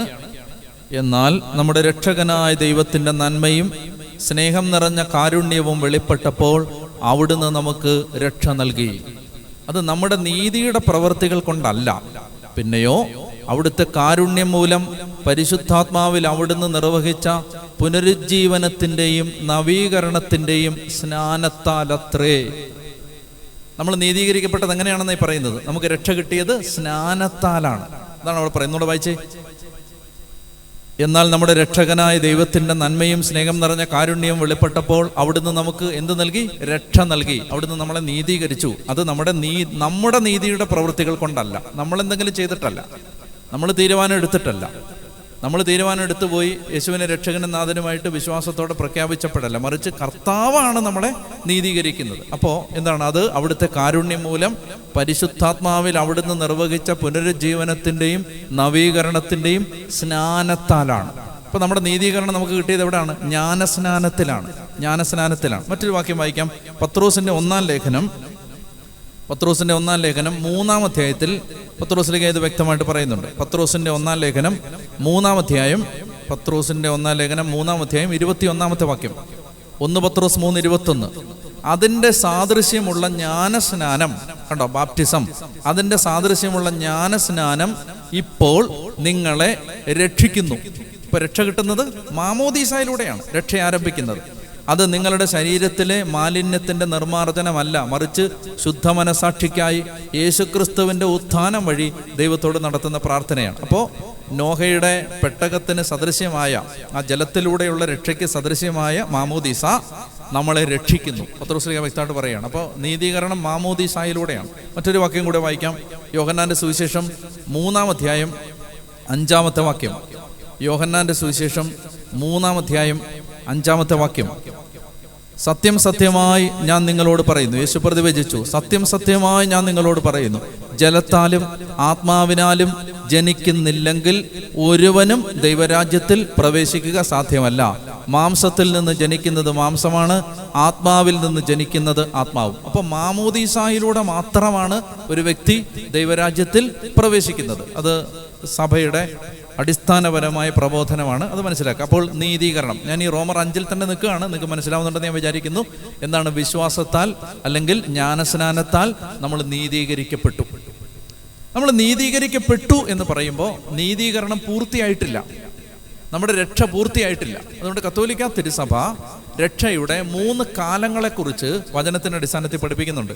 രക്ഷയ്ക്കൊരു 1-ാം ഘട്ടമുണ്ട്, 2-ാം ഘട്ടമുണ്ട്, 3-ാം ഘട്ടമുണ്ട്. രക്ഷയ്ക്കൊരു ഭൂതകാലമുണ്ട്, വർത്തമാനകാലമുണ്ട്, ഭാവി കാലമുണ്ട്. ഇതൊന്നും കേട്ട് നിങ്ങൾ വിഷമിക്കണ്ട. രക്ഷയ്ക്കൊരു പാസ്റ്റ് ഉണ്ട്, പ്രസന്റ് ഉണ്ട്, ഫ്യൂച്ചർ ഉണ്ട് എന്ന് പറഞ്ഞാൽ രക്ഷയ്ക്ക് 3 കാലങ്ങളുണ്ട്. മാമോദീസായിൽ രക്ഷ ആരംഭിച്ചു, അത് ഭൂതകാലം, കഴിഞ്ഞ കാലം. ഇനി രക്ഷ നമ്മൾ ഇന്ന് തുടർന്നുകൊണ്ടിരിക്കുകയാണ്, രക്ഷ നേടിക്കൊണ്ടിരിക്കുകയാണ്. ഇനി രക്ഷ പൂർത്തിയാവും. മനസ്സിലാവുന്നുണ്ടോ? നമ്മൾ രക്ഷപ്പെട്ടുകൊണ്ടിരിക്കുന്നു, രക്ഷ പൂർത്തിയാവും. ഇപ്പം നിങ്ങളോട് ആരെങ്കിലും ഏതെങ്കിലും മറ്റ് സഭകളിൽപ്പെട്ട ആളുകൾ വന്ന് നിങ്ങൾ രക്ഷിക്കപ്പെട്ടവരാണോ എന്ന് ചോദിക്കുമ്പോൾ കുഴയേണ്ട ആവശ്യമില്ല, രക്ഷിക്കപ്പെട്ടുകൊണ്ടിരിക്കുകയാണ് എന്ന് പറഞ്ഞാൽ മതി. രക്ഷിക്കപ്പെട്ടവരാണോ? ഞങ്ങൾ രക്ഷിക്കപ്പെട്ടുകൊണ്ടിരിക്കുകയാണ്. ഇത് വളരെ വ്യക്തമായിട്ട് മനസ്സിലാക്കണം. രക്ഷയ്ക്ക് 3 കാലമുണ്ട്. രക്ഷയുടെ ഭൂതകാലം, വർത്തമാനകാലം, ഭാവി കാലം. രക്ഷയുടെ കഴിഞ്ഞുപോയ ഒരു ഡയമെൻഷൻ, നടന്നുകൊണ്ടിരിക്കുന്ന ഒരു ഡയമെൻഷൻ, പൂർത്തിയാവേണ്ട ഒരു ഡയമെൻഷൻ. മനസ്സിലാവുന്നുണ്ടോ ഇത്? അപ്പോൾ രക്ഷയ്ക്ക് ഇങ്ങനെ 3 കാലമുണ്ട്. അപ്പോൾ ഇത് വചനത്തിലൂടെ നമുക്ക് പെട്ടെന്നൊന്ന് മനസ്സിലാക്കാം. ഇതൊക്കെ അടിസ്ഥാന തത്വങ്ങളായതുകൊണ്ടാണ് ഇതൊക്കെ ഞാൻ ഈ സന്ദർഭത്തിൽ പറയുന്നത്. രക്ഷയെക്കുറിച്ച് കൂടി നമുക്ക് വ്യക്തത വരണം. അപ്പോൾ രക്ഷിക്കപ്പെട്ടു, രക്ഷിക്കപ്പെടുന്നു, രക്ഷ പൂർത്തിയാവും. എഫേസോസ് 2:8 അത് കഴിഞ്ഞുപോയ കാര്യത്തെക്കുറിച്ച് പറയുകയാണ്. എഫേസോസ് 2:8 എഫേസോസ് 2:8 വചനം ഇങ്ങനെയാണ് പറയുന്നത്: വിശ്വാസം വഴി കൃപയാലാണ് നിങ്ങൾ രക്ഷിക്കപ്പെട്ടത്, അത് നിങ്ങൾ നേടിയെടുത്തതല്ല, ദൈവത്തിന്റെ ദാനമാണ്. ഇത് മാമോദീസയെ കുറിക്കുന്ന വചനമാണ്. വിശ്വാസം വഴി കൃപയാലാണ് നിങ്ങൾ രക്ഷിക്കപ്പെട്ടത്. മനസ്സിലാവുന്നുണ്ടോ? വിശ്വാസം വഴി കൃപയാലാണ് രക്ഷിക്കപ്പെട്ടത്. സമയം കുറവാണെങ്കിലും ഞാൻ വേഗത്തിൽ പറഞ്ഞു പോകാം. ശിശുക്കൾക്ക് എന്തിനാണ് സഭ മാമോദീസ കൊടുക്കുന്നത്? അത് പൂർണ്ണമായും രക്ഷ ദൈവത്തിൻ്റെ സൗജന്യ ദാനമായതുകൊണ്ടാണ്. നിങ്ങൾക്ക് മനസ്സിലായോ? ഒരു സംശയം വേണ്ട. എന്തുകൊണ്ടാണ് കുഞ്ഞുങ്ങൾക്ക് മാമോദീസ കൊടുക്കുന്നത്? കുഞ്ഞുങ്ങൾ വിശ്വസിക്കുന്നില്ലല്ലോ, കുഞ്ഞുങ്ങൾക്ക് വിശ്വാസം മനസ്സിലാക്കാൻ കഴിവില്ലല്ലോ, കുഞ്ഞുങ്ങൾ ചെന്ന് യേശുവെ രക്ഷിക്കണമെന്ന് പറയാൻ അവർക്ക് പറ്റുന്നില്ലല്ലോ. പിന്നെ എന്തുകൊണ്ടാണ് മാതാപിതാക്കൾ ചെന്ന് കുഞ്ഞുങ്ങളെ കൊണ്ട് മാമോദീസ കൊടുക്കുന്നത്? ശിശു സ്നാനം. അതിൻ്റെ ഉത്തരം ഇത്രയേ ഉള്ളൂ: ഈ രക്ഷ തികച്ചും സൗജന്യമായ ദാനമാണ്. ഇതിനുവേണ്ടി നമ്മൾ ഒന്നും ചെയ്യേണ്ടതില്ല. മാമോദീസായിൽ ആരംഭ നീതീകരണത്തിന്, ഇനിഷ്യൽ ജസ്റ്റിഫിക്കേഷന്, നമ്മുടെ രക്ഷ ആരംഭിക്കുന്നതിന് നമ്മളൊന്നും ചെയ്യേണ്ടതില്ല. തിരുസഭയുടെ പ്രബോധനം അങ്ങനെയാണ്. നമ്മളൊന്നും ചെയ്യേണ്ടതില്ല, മറിച്ച് ആ രക്ഷ പോയി വാങ്ങിച്ചാൽ മതി. ആ രക്ഷ പോയി വാങ്ങിച്ചാൽ മതി. ആ രക്ഷ യേശുക്രിസ്തുവിലൂടെ തയ്യാറാക്കിയിരിക്കുന്നു. ഒരു കുടുംബത്തിൽ അപ്പനും അമ്മയ്ക്കും അതറിയാം. അപ്പോൾ ആ കുഞ്ഞിന് അന്ധകാരത്തിൻ്റെ ലോകത്തിൽ നിന്ന് പ്രത്യാശ നിറഞ്ഞ പിതാവിൻ്റെ രാജ്യത്തിലേക്ക് എൻ്റെ കുഞ്ഞിനെ കൊണ്ടുവരണമെന്ന് ഉത്തരവാദിത്വ ബോധമുള്ള മാതാപിതാക്കന്മാർ ആഗ്രഹിക്കുന്നത് കൊണ്ട് അവർ തങ്ങളുടെ കുഞ്ഞുങ്ങളെ കൊണ്ടുപോയി ആ രക്ഷ വാങ്ങിക്കുന്നു. മനസ്സിലാവുന്നുണ്ടോ ഇത്? അപ്പോൾ രക്ഷയുടെ ആരംഭത്തിന് പ്രത്യേകിച്ച് മനുഷ്യൻ്റെ ഒരു പ്രവൃത്തികളും വേണ്ട, മറിച്ച് അത് പോയി വാങ്ങിയെടുത്താൽ മതി. അതാണ് മാമോദീസ പൂർണ്ണമായും ദൈവകൃപയുടെ പ്രവർത്തനമാണെന്നാണ് സഭ പഠിപ്പിക്കുന്നത്. പൂർണ്ണമായും ദൈവകൃപ. ഈ ആരംഭ നീതീകരണത്തിന് മനുഷ്യനൊന്നും ചെയ്യേണ്ടതില്ല. ആ രക്ഷയുടെ കണ്ടിൽ നിന്ന് കോരി കുടിച്ചാൽ മതി. ഇനി ശ്രദ്ധിക്കേണ്ടത്, അപ്പോൾ വിശ്വാസം വഴി കൃപയാലാണ്. അതാണ് നമ്മൾ ശ്രദ്ധിക്കേണ്ടത്. കൃപയാലാണ് നിങ്ങൾ രക്ഷിക്കപ്പെട്ടത്, അത് പ്രവൃത്തികളുടെ ഫലമല്ല. അതെന്തിനെ കുറിക്കുന്ന വചനമാണ്? കഴിഞ്ഞുപോയ കാലത്തെക്കുറിച്ച്, നമ്മുടെ രക്ഷയുടെ. ഇപ്പം നീ മാമോദീസ സ്വീകരിച്ചത് ഒരു 40 കൊല്ലം മുമ്പാണെങ്കിൽ നീ മാമോദീസ സ്വീകരിച്ച സമയത്തെ കുറിക്കുന്ന വാക്യമാണിത്. കൃപയാൽ നീ അന്ന് നീതീകരിക്കപ്പെട്ടു, നിന്റെ നീതീകരണം ആരംഭിച്ചു. പിടികിട്ടിയോ? ഇത് കഴിഞ്ഞുപോയ കാലമാണ്. അപ്പോൾ അതുകൊണ്ട് ഞാൻ എന്നേക്കുമായി രക്ഷപ്പെട്ടു, ഇനിയിപ്പം ഞാൻ എന്ത് ചെയ്താലും സാരമില്ല, ഞാൻ സ്വർഗത്തിൽ പോകുമെന്ന് ചിന്തിക്കരുത്. രക്ഷയ്ക്കൊരു വർത്തമാനങ്ങളുണ്ട്. ഇന്ന് നീ ചെയ്യേണ്ട ചില കാര്യങ്ങളുണ്ട്. ഈ രക്ഷ പൂർത്തിയാവാൻ മരണം വരെ നീ ചെയ്യേണ്ട കാര്യങ്ങളുണ്ട്. അപ്പം അങ്ങനെ ഒരു ഘട്ടം കൂടിയുണ്ട് രക്ഷയ്ക്ക്. മനസ്സിലാവുന്നുണ്ടോ ഇത്? അപ്പോൾ രക്ഷയ്ക്ക് ഒരു കഴിഞ്ഞു പോയ കാലമുണ്ട്. അതാണ് ഈ പറയുന്നത്, കൃപയാൽ നമ്മൾ രക്ഷിക്കപ്പെട്ടു. നമ്മുടെ നീതീകരണത്തിൻ്റെ ആരംഭം, ഇനീഷ്യൽ ജസ്റ്റിഫിക്കേഷൻ, അത് കഴിഞ്ഞു. അപ്പോൾ വൺസ് സേവ്ഡ് ഓൾവേസ് സേവ്ഡ് അല്ല. ഒരിക്കൽ രക്ഷപ്പെട്ടാൽ എന്നേക്കും രക്ഷപ്പെട്ടു എന്ന് ചിന്തിക്കരുത്. ഈജിപ്തിൻ്റെ അടിമത്തത്തിൽ നിന്ന് പുറത്തിറങ്ങിയത് കൊണ്ട് എല്ലാവരും കാനാൻ ദേശത്ത് ചെല്ലണമെന്ന് നിർബന്ധമില്ല. രക്ഷ ആരംഭിച്ചതേ ഉള്ളൂ, കാനാനിൽ എത്തിയിട്ടില്ല. പിടികിട്ടുന്നുണ്ടോ? അപ്പോൾ ഒരു പാർട്ടേ ആയിട്ടുള്ളൂ. ഇനി രണ്ടാമത്തേതെന്ന് പറഞ്ഞാൽ ഇന്ന് തുടർന്നുകൊണ്ടിരിക്കുകയാണ്. ഇപ്പോൾ നമ്മൾ രക്ഷപ്പെട്ടുകൊണ്ടിരിക്കുകയാണ്, അല്ലേ? ഇപ്പോൾ നമ്മൾ വിശ്വസിച്ചും കൂദാശകളിലൂടെയും, വിശ്വാസത്തിലൂടെയും കൂദാശകളിലൂടെയും സ്നേഹപ്രവൃത്തികളിലൂടെയും നമ്മുടെ രക്ഷ നമ്മൾ മുന്നോട്ട് കൊണ്ടുപോയിക്കൊണ്ടിരിക്കുകയാണ്. നമ്മളൊരു മാരത്തോൺ ഓട്ടത്തിലാണ്, രക്ഷയുടെ യാത്രയിലാണ്. മനസ്സിലാവുന്നുണ്ടോ? അപ്പോൾ അതിനെക്കുറിച്ചൊരു വചനം നമുക്ക് വായിക്കാം. പത്രോസിൻ്റെ 1-ാം ലേഖനത്തിൽ പത്രോസ് അപ്പോസ്തലൻ പറയുന്നുണ്ട്. പത്രോസിന്റെ 1-ാം ലേഖനം 8-9 വാക്യം, 1-ാം അധ്യായം 8-9. 1 പത്രോസ് 1:8-9. അവനെ നിങ്ങൾ കണ്ടിട്ടില്ലെങ്കിലും സ്നേഹിക്കുന്നു. യേശുവിനെ കുറിച്ച് പറയുകയാണ്. അവനെ നിങ്ങൾ കണ്ടിട്ടില്ലെങ്കിലും സ്നേഹിക്കുന്നു. ഇപ്പോൾ കാണുന്നില്ലെങ്കിലും അവനിൽ വിശ്വസിച്ചുകൊണ്ട് അവാച്യവും മഹത്വപൂർണവുമായ സന്തോഷത്തിൽ നിങ്ങൾ മുഴുകുന്നു. അങ്ങനെ കണ്ടോ, അതൊക്കെ എപ്പോഴാണ് ചെയ്യുന്നത്? അവനെ നിങ്ങൾ കണ്ടിട്ടില്ലെങ്കിൽ, ആരെ കണ്ടിട്ടില്ലെങ്കിലും? യേശുവിനെ നമ്മൾ കണ്ടിട്ടില്ലെങ്കിൽ. ഇപ്പം നമ്മളോട് പറയുകയാണ്, നമ്മൾ യേശുവിനെ കണ്ടിട്ടില്ലെങ്കിലും നമ്മൾ യേശുവിനെ സ്നേഹിക്കുന്നു. സ്നേഹിക്കുന്നുണ്ടോ? ഉണ്ട്. ഇപ്പൊ കാണുന്നില്ലെങ്കിലും അവനിൽ വിശ്വസിക്കുന്നുണ്ടോ? ഉണ്ട്. അങ്ങനെ അവാച്യവും വാക്കുകൾക്ക് അതീതവും മഹത്വപൂർണവുമായ സന്തോഷത്തിൽ ഈ വിശ്വാസം നമുക്കൊരു സന്തോഷം തരുന്നുണ്ട്. ഉണ്ടോ? ഉണ്ട്. അങ്ങനെ വിശ്വാസത്തിന്റെ ഫലമായി ആത്മാവിന്റെ രക്ഷ നിങ്ങൾ പ്രാപിച്ചുകൊണ്ടിരിക്കുകയാണ്. ഇപ്പൊ നടന്നുകൊണ്ടിരിക്കുന്ന കാര്യമാണ്. എങ്ങനെയാണ് നടക്കുന്നത്? നമ്മൾ വിശ്വസിച്ചും ആ വിശ്വാസത്തിന്റെ പ്രവൃത്തികളായ കൂദാശകളിൽ സംബന്ധിച്ചും അതിലൂടെ കിട്ടുന്ന ആ ദൈവകൃപാവരത്തിൽ സ്നേഹത്തിന്റെ ജീവിതം നയിച്ചും നമ്മൾ രക്ഷ തുടർന്നുകൊണ്ടിരിക്കുകയാണ്. മനസ്സിലാവുന്നുണ്ടോ? രക്ഷ തുടർന്നുകൊണ്ട് ഇനി രക്ഷ പൂർത്തിയാവും. രക്ഷയ്ക്കൊരു ഭാവി കാലമുണ്ട്. നമ്മൾ മരണം വരെ നീണ്ടു നിൽക്കുന്ന ഈ യാത്ര നമ്മൾ വിജയകരമായി പൂർത്തിയാക്കുമ്പോൾ ഈശോ നമ്മളെ രക്ഷ പൂർത്തിയാക്കാൻ അനുവദിക്കും. അതെങ്ങനെയാണ്? അത് ഫിലിപ്പി ലേഖനം 2-ാം അധ്യായം 12-ാമത്തെ വാക്യം വായിക്കാം. ഫിലിപ്പി ലേഖനം 2-ാം അധ്യായം 12-ാമത്തെ വാക്യം. എൻ്റെ പ്രിയപ്പെട്ടവരെ, നിങ്ങളെപ്പോഴും അനുസരണയോടെ വർത്തിച്ചിട്ടുള്ളതുപോലെ എൻ്റെ സാന്നിധ്യത്തിൽ മാത്രമല്ല, ഞാൻ അകന്നിരിക്കുന്ന ഈ സമയത്തും, അടുത്തത് ഉച്ചത്തിൽ വായിച്ച്, പൂർവാധികം ഭയത്തോടും വിറയലോടും കൂടെ നിങ്ങളുടെ രക്ഷയ്ക്ക് വേണ്ടി അധ്വാനിക്കണം. കണ്ടോ? അധ്വാനിച്ചുകൊണ്ടിരിക്കണം. നമ്മുടെ രക്ഷയ്ക്ക് വേണ്ടി ഈ വിശ്വാസത്തിൽ നമ്മൾ ചേർന്ന് അധ്വാനിച്ചുകൊണ്ടിരിക്കണം. ഇനി മറ്റൊരു വാക്യം വായിക്കാം. റോമാലേഖനം 13-ാം അധ്യായം 11-ാമത്തെ വാക്യം. റോമാലേഖനം 13-ാം അധ്യായം 11-ാമത്തെ വാക്യം. റോമർ 13:11. ഇതെല്ലാം ചെയ്യുന്നത് കാലത്തിന്റെ പ്രത്യേകത അറിഞ്ഞുകൊണ്ട് വേണം. നിദ്ര വിട്ടുണരേണ്ട മണിക്കൂറാണല്ലോ ഇത്. എന്തെന്നാൽ ഇപ്പോൾ രക്ഷ നമ്മൾ ആരും പ്രതീക്ഷിച്ചിരുന്നതിനേക്കാൾ കൂടുതൽ അടുത്തെത്തിയിരിക്കുന്നു. കണ്ടോ? രക്ഷ തുടർന്നുകൊണ്ടിരിക്കുകയാണ്. രക്ഷ ഇനി പൂർത്തിയാവാറായി. രക്ഷയുടെ പൂർത്തീകരണത്തിലേക്ക് നമ്മൾ യാത്ര ചെയ്തുകൊണ്ടിരിക്കുകയാണ്. ഒരു വാക്യം കൂടെ വായിക്കാം. 1 കൊരിന്തോസ് 3:15. 1 കൊരിന്തോസ് 3-ാം അധ്യായം 15-ാമത്തെ വാക്യം. 1 കൊരിന്തോസ് 3:15. ആരുടെ പണി അഗ്നിക്കിരയാകുന്നുവോ അവൻ നഷ്ടം സഹിക്കേണ്ടി വരും. എങ്കിലും അഗ്നിയിലൂടെ എന്ന വണ്ണം അവൻ രക്ഷ പ്രാപിക്കും. ഭാവിയെക്കുറിച്ച് പറയുന്നതാണ്, ശുദ്ധീകരണ സ്ഥലത്തെക്കുറിച്ച് പറയുന്നതാണ്. അഗ്നിയിലൂടെ എന്ന വണ്ണം രക്ഷ പ്രാപിക്കും. കണ്ടോ? ഭാവിയിൽ നടക്കാൻ പോകുന്ന കാര്യമാണ്. 5-ാമത്തെ അധ്യായത്തിൽ 1 കൊരിന്തോസ് 5-ാം അധ്യായത്തിൽ 5-ാമത്തെ വാക്യം.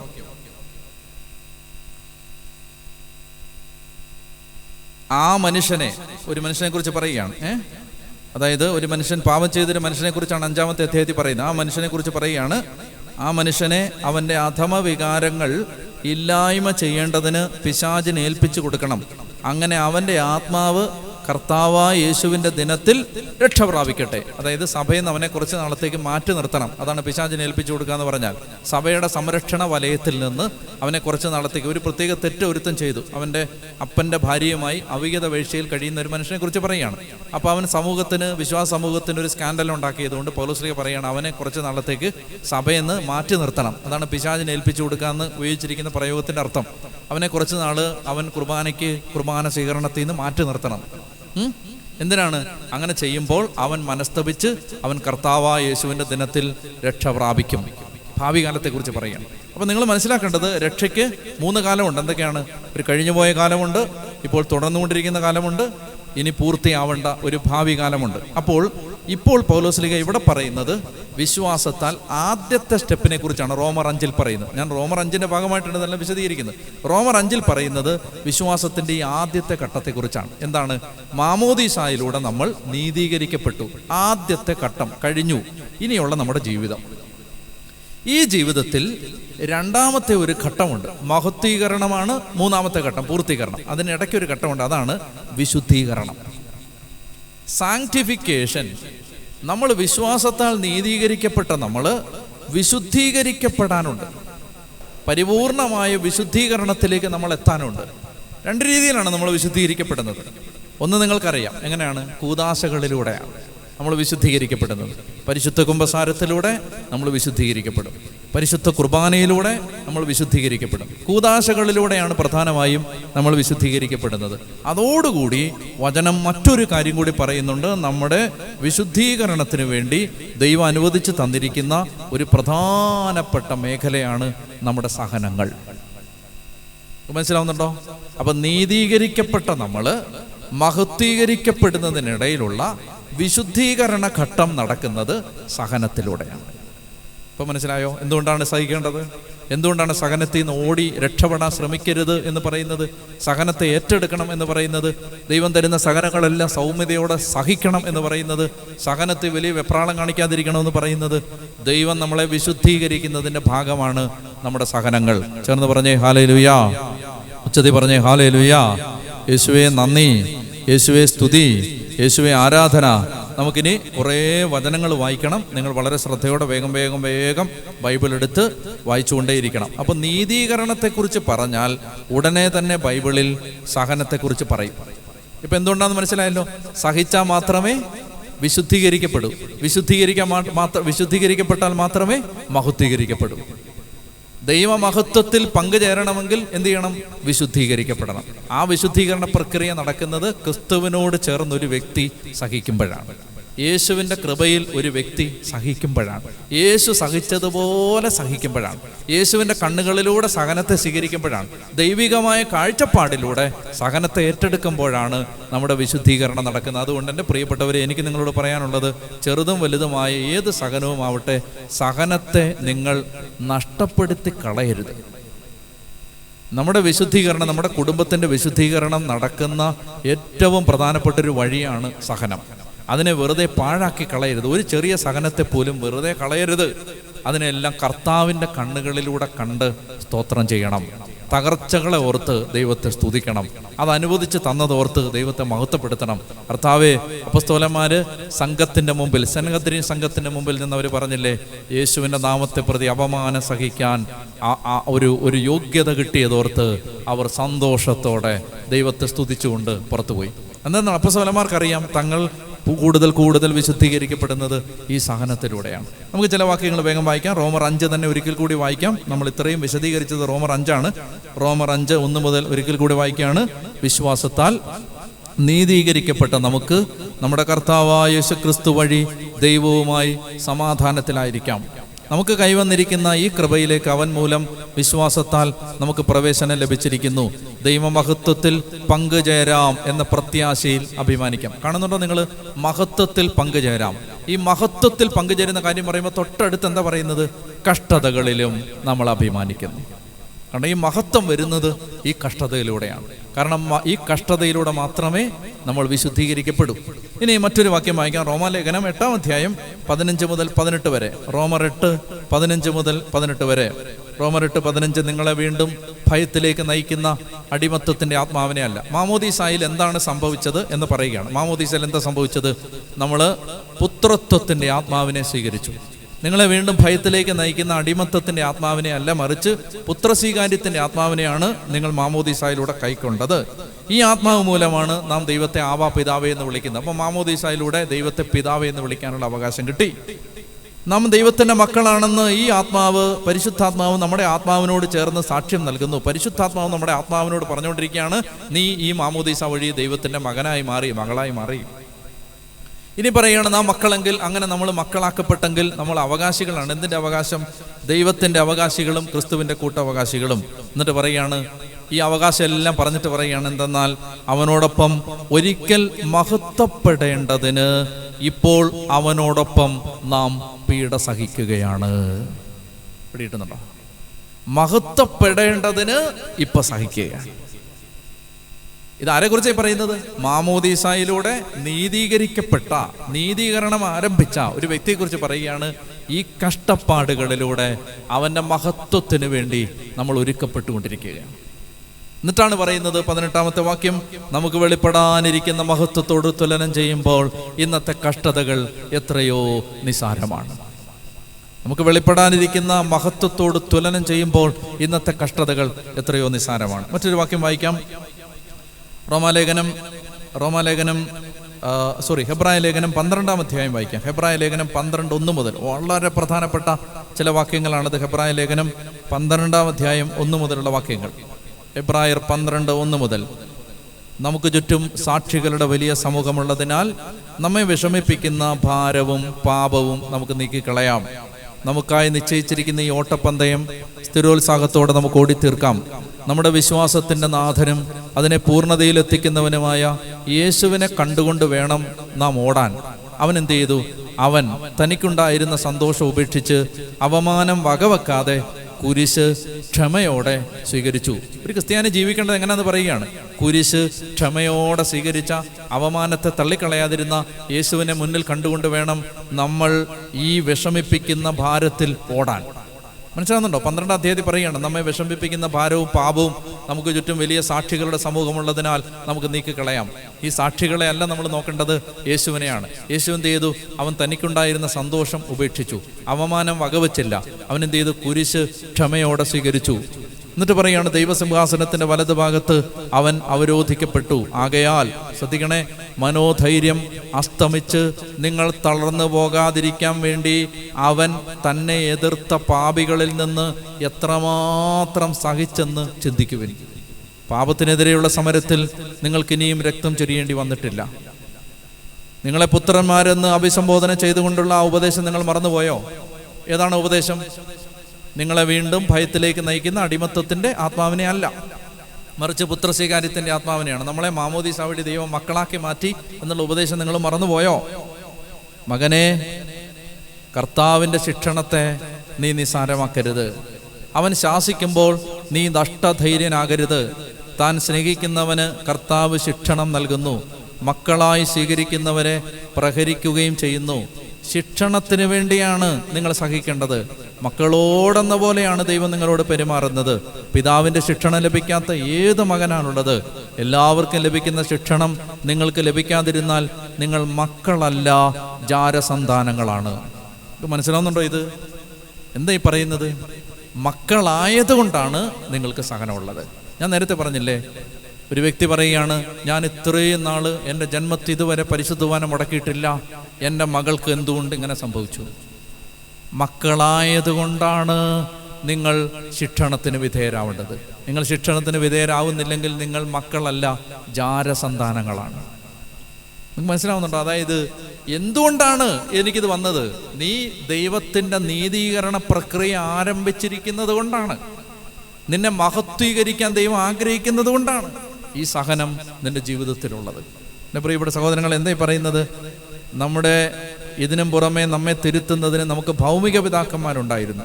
നാം അവരെ ബഹുമാനിക്കുകയും ചെയ്തു. അങ്ങനെയെങ്കിൽ നാം ആത്മാക്കളുടെ പിതാവിന് വിധേയരായി ജീവിക്കേണ്ടതല്ലേ? ഭൗമിക പിതാക്കന്മാർ തങ്ങളുടെ ഇഷ്ടമനുസരിച്ച് കുറച്ച് സമയം നമ്മെ പരിശീലിപ്പിച്ചു. എന്നാൽ ദൈവം നമ്മെ, അടുത്ത വാക്യം വളരെ പ്രധാനപ്പെട്ടതാണ്, എന്നാൽ ദൈവം നമ്മെ പരിശീലിപ്പിക്കുന്നത് നമ്മുടെ നന്മയ്ക്കും തൻ്റെ പരിശുദ്ധിയിൽ നാം പങ്കുകാരാകുന്നതിനും വേണ്ടിയാണ്. ഞാൻ എന്താ പറഞ്ഞേ? എന്തിനായിരുന്നു ഈ സഹനം? വിശുദ്ധീകരണത്തിന് വേണ്ടിയിട്ടാണ്. അതിനുള്ള വചനമാണിത്. നമ്മളെ വിശുദ്ധിക്കും, തൻ്റെ പരിശുദ്ധിയിൽ നമ്മളെ പങ്കുചേർക്കാൻ വേണ്ടിയിട്ടാണ് ദൈവം നമുക്ക് ശിക്ഷണം തരുന്നത്. ഇത് വളരെ പ്രധാനപ്പെട്ട വാക്യമാണ്. അതുകൊണ്ട് തളർന്ന കൈകളെയും ബലമില്ലാത്ത കാൽമുട്ടുകളെയും ശക്തിപ്പെടുത്തുവിൻ. അതുകൊണ്ട് ആരെങ്കിലും സഹിക്കാൻ വീക്കായിട്ടുണ്ടെങ്കിൽ, സഹിക്കാൻ മടുപ്പുണ്ടെങ്കിൽ, നിങ്ങൾ തിരിച്ചറിയണം, ഇത് കർത്താവിൻ്റെ രക്ഷാകര പദ്ധതിയുടെ ഭാഗമാണ്. യേശു നമ്മളെ രക്ഷിക്കുന്നതിൻ്റെ ഭാഗമാണ് നമുക്കുള്ള എല്ലാ സഹനങ്ങളും. അല്ലാതെ ദൈവത്തിന് തെറ്റുപറ്റിയതല്ല, അല്ലാതെ ദൈവത്തിനൊരു അബദ്ധം പറ്റിയതല്ല, ദൈവം കണ്ണടച്ചിരുന്നൊന്ന് മയങ്ങിപ്പോയപ്പോൾ നമ്മുടെ ജീവിതത്തിൽ ഈ ആക്സിഡൻ്റ് ഉണ്ടായതല്ല. മറിച്ച് ഇതെല്ലാം നമ്മളെ വിശുദ്ധീകരിച്ച് മഹത്വത്തിലെത്തിക്കുന്ന ദൈവപ്രക്രിയയുടെ ഭാഗമാണ്. ചെത്തി പറഞ്ഞേ ഹല്ലേലൂയാ, ചെത്തി പറഞ്ഞേ ഹല്ലേലൂയാ. ഇനി ഒന്നോ രണ്ടോ വാക്യങ്ങളൂടെ വേഗം ഒന്ന് വായിക്കാം. പത്രോസിൻ്റെ 1-ാം ലേഖനം 4-ാം അധ്യായം, പത്രോസിൻ്റെ 1-ാം ലേഖനം 4-ാം അധ്യായം 12 മുതലുള്ള വാക്യങ്ങളിൽ പത്രോസ് അപ്പോസ്തലൻ ശരിക്കും നന്നായിട്ട് ഇതിനെക്കുറിച്ച് പറയുന്നുണ്ട്. 12 മുതൽ 1 പത്രോസ് 4:12 മുതൽ, പ്രിയപ്പെട്ടവരെ, നിങ്ങളെ പരിശോധിക്കാനായി അഗ്നിപരീക്ഷകൾ ഉണ്ടാകുമ്പോൾ അപ്രതീക്ഷിതമായി എന്തോ സംഭവിച്ചാലെന്ന പോലെ നിങ്ങൾ പരിഭ്രമിക്കരുത്. ക്രിസ്തുവിൻ്റെ പീഡകളിൽ നിങ്ങൾ പങ്കുകാരാകുന്നതിൽ ആഹ്ലാദിക്കുവിൻ. അവൻ്റെ മഹത്വം വെളിപ്പെടുമ്പോൾ, കണ്ടോ മഹത്വം, അവൻ്റെ മഹത്വം വെളിപ്പെടുമ്പോൾ നിങ്ങൾ അത്യധികം ആഹ്ലാദിക്കും. ക്രിസ്തുവിൻ്റെ നാമനിമിത്തം നിന്ദിക്കപ്പെട്ടാൽ നിങ്ങൾ ഭാഗ്യവാന്മാർ. എന്തെന്നാൽ മഹത്വത്തിൻ്റെ ആത്മാവ്, അതായത് ദൈവാത്മാവ് നിങ്ങളിൽ വസിക്കുന്നു. കേട്ടോ, ഈ മഹത്വം എവിടെ? സഹനത്തെക്കുറിച്ച് നിങ്ങൾ വായിച്ചോ ബൈബിളിൽ, അവിടെ ഈ മഹത്വം ഉണ്ടാവും. അപ്പൊ ഗ്ലോറിഫിക്കേഷൻ നടക്കുന്നത് ഈ പ്യൂരിഫിക്കേഷൻ, ഈ സാങ്ക്ടിഫിക്കേഷനിലൂടെയാണ്. സാങ്ക്ടിഫിക്കേഷൻ വരുന്നത് സഹനങ്ങളിലൂടെയാണ്. വിശുദ്ധീകരണം നടക്കുന്നത് സഹനങ്ങളിലൂടെയാണ്. ഇനി ഒരു വാക്യം കൂടി വായിക്കാം. 5-ാം അധ്യായത്തിൽ 5 മുതലുള്ള വാക്യങ്ങൾ അതുകൂടെ വായിച്ച് നമുക്ക് ആരാധനയിലേക്ക് കടക്കാം. 1 പത്രോസ് 5-ാം അധ്യായം 5 മുതൽ. അപ്രകാരം തന്നെ യുവാക്കന്മാരെ, നിങ്ങൾ ശ്രേഷ്ഠന്മാർക്ക് വിധേയരായിരിക്കുവിൻ, പരസ്പര വിനയത്തിൻ്റെ അങ്കി അണിയുവിൻ. ദൈവം അഹങ്കാരികളെ എതിർക്കുകയും വിനയമുള്ളവർക്ക് കൃപ നൽകുകയും ചെയ്യുന്നു. ദൈവത്തിൻ്റെ ശക്തമായ കരത്തിൻ്റെ കീഴിൽ നിങ്ങൾ താഴ്മയോടെ നിൽക്കുവിൻ. അവിടുന്ന് തക്ക സമയത്ത് നിങ്ങളെ ഉയർത്തിക്കൊള്ളും. നിങ്ങളുടെ ഉത്കണ്ഠകളെല്ലാം അവിടുത്തെ ഏൽപ്പിക്കുവിൻ. അവിടുന്ന് നിങ്ങളുടെ കാര്യത്തിൽ ശ്രദ്ധാലുവാണ്. നിങ്ങൾ സമചിത്തതയോടെ ഉണർന്നിരിക്കുവിൻ. നിങ്ങളുടെ ശത്രുവായ പിശാച് അലറുന്ന സിംഹത്തെ പോലെ ആരെ വിഴുങ്ങണമെന്ന് അന്വേഷിച്ചുകൊണ്ട് ചുറ്റി നടക്കുന്നു. വിശ്വാസത്തിൽ ഉറച്ചു നിന്നുകൊണ്ട് അവനെ എതിർക്കുവിൻ. ലോകമെങ്ങുമുള്ള നിങ്ങളുടെ സഹോദരങ്ങളിൽ നിന്ന് ഇതേ സഹനം തന്നെ ആവശ്യപ്പെട്ടിരിക്കുന്നെന്ന് അറിയുകയും ചെയ്യുവിൻ. തൻ്റെ നിത്യ മഹത്വത്തിലേക്ക് ക്രിസ്തുവിൽ നിങ്ങളെ വിളിച്ചിരിക്കുന്ന അനുഗ്രഹദാതാവായ ദൈവം നിങ്ങളെ അല്പകാലത്തെ സഹനത്തിന് ശേഷം പൂർണ്ണരാക്കുകയും സ്ഥിരീകരിക്കുകയും ശക്തരാക്കുകയും ചെയ്യും. ആധിപത്യം എന്നും എന്നേക്കും അവൻ്റേതായിരിക്കട്ടെ. അപ്പോൾ അതുകൊണ്ട് പ്രിയപ്പെട്ട സഹോദരങ്ങളെ, നിങ്ങൾ ആരെങ്കിലും ഏതെങ്കിലും തരത്തിലുള്ള ആക്ഷേപങ്ങളിലോ പ്രയാസങ്ങളിലോ അപവാദങ്ങളിലോ ബുദ്ധിമുട്ടുകളിലോ ആണെങ്കിൽ ഈ വചനം നിങ്ങളെ ശക്തിപ്പെടുത്തട്ടെ. നമുക്ക് എന്തുകൊണ്ടിങ്ങനെ വന്നു എന്ന് ചോദിക്കാൻ നമുക്ക് അവകാശമില്ല. ഇത് നമ്മുടെ നീതീകരണത്തിൻ്റെയും വിശുദ്ധീകരണത്തിൻ്റെയും മഹത്വീകരണത്തിൻ്റെയും ഭാഗമായിട്ടാണ് നമ്മൾ സഹിക്കുന്നത്. നമുക്ക് ഈ ആരാധനയിൽ എല്ലാ വേദനകളും ചേർത്ത് വെക്കാം. നിങ്ങൾ ലോകത്തിൻ്റെ ഏത് ഭാഗത്തായിരുന്നാണ് ഈ ശുശ്രൂഷയെ സംബന്ധിക്കുന്നതെങ്കിലും നിങ്ങളുടെ കുടുംബത്തിലെ നിങ്ങളുടെ പ്രിയപ്പെട്ടവരുടെ എല്ലാം പ്രയാസങ്ങൾ ഈ ആരാധനയിൽ നമ്മൾ വെക്കുകയാണ്. നമുക്ക് ഏക മനസ്സോടെ അല്പസമയം കർത്താവിനെ ആരാധിച്ച് മഹത്വപ്പെടുത്താം.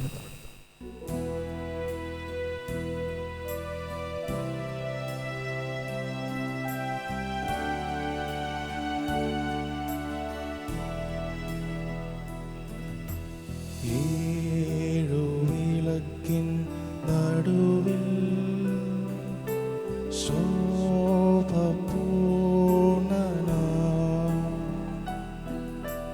മാറത്തു പൊൻകച്ചയണിഞ്ഞും കാണും യേശുവേ. ഏഴുവിളക്കിൻ നടുവിൽ ശോഭപൂർണനാ മാറത്തു പൊൻകച്ചയണിഞ്ഞും കാണും യേശുവേ. ആദ്യനും അന്ത്യനും നീ മാത്രമേശുവേ. സ്തുതികൾക്കും പുകഴ്ചയ്ക്കും യോഗ്യനേശുവേ.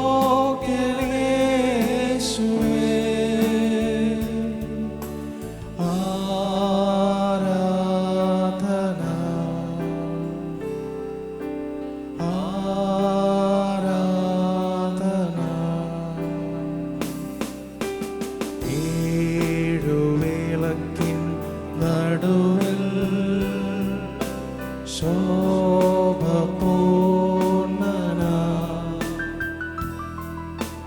മാറത്തു പൊൻകച്ചയണിഞ്ഞും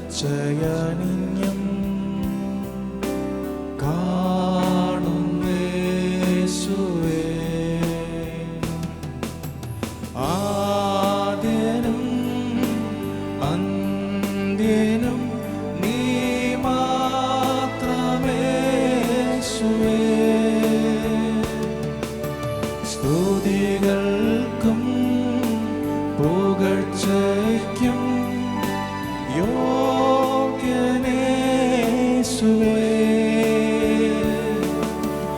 ആരാധന ആരാധന. സ്തുതിക്കട്ടെ. ഹല്ലേലൂയ ഹല്ലേലൂയ ഹല്ലേലൂയ ഹല്ലേലൂയ ഹല്ലേലൂയ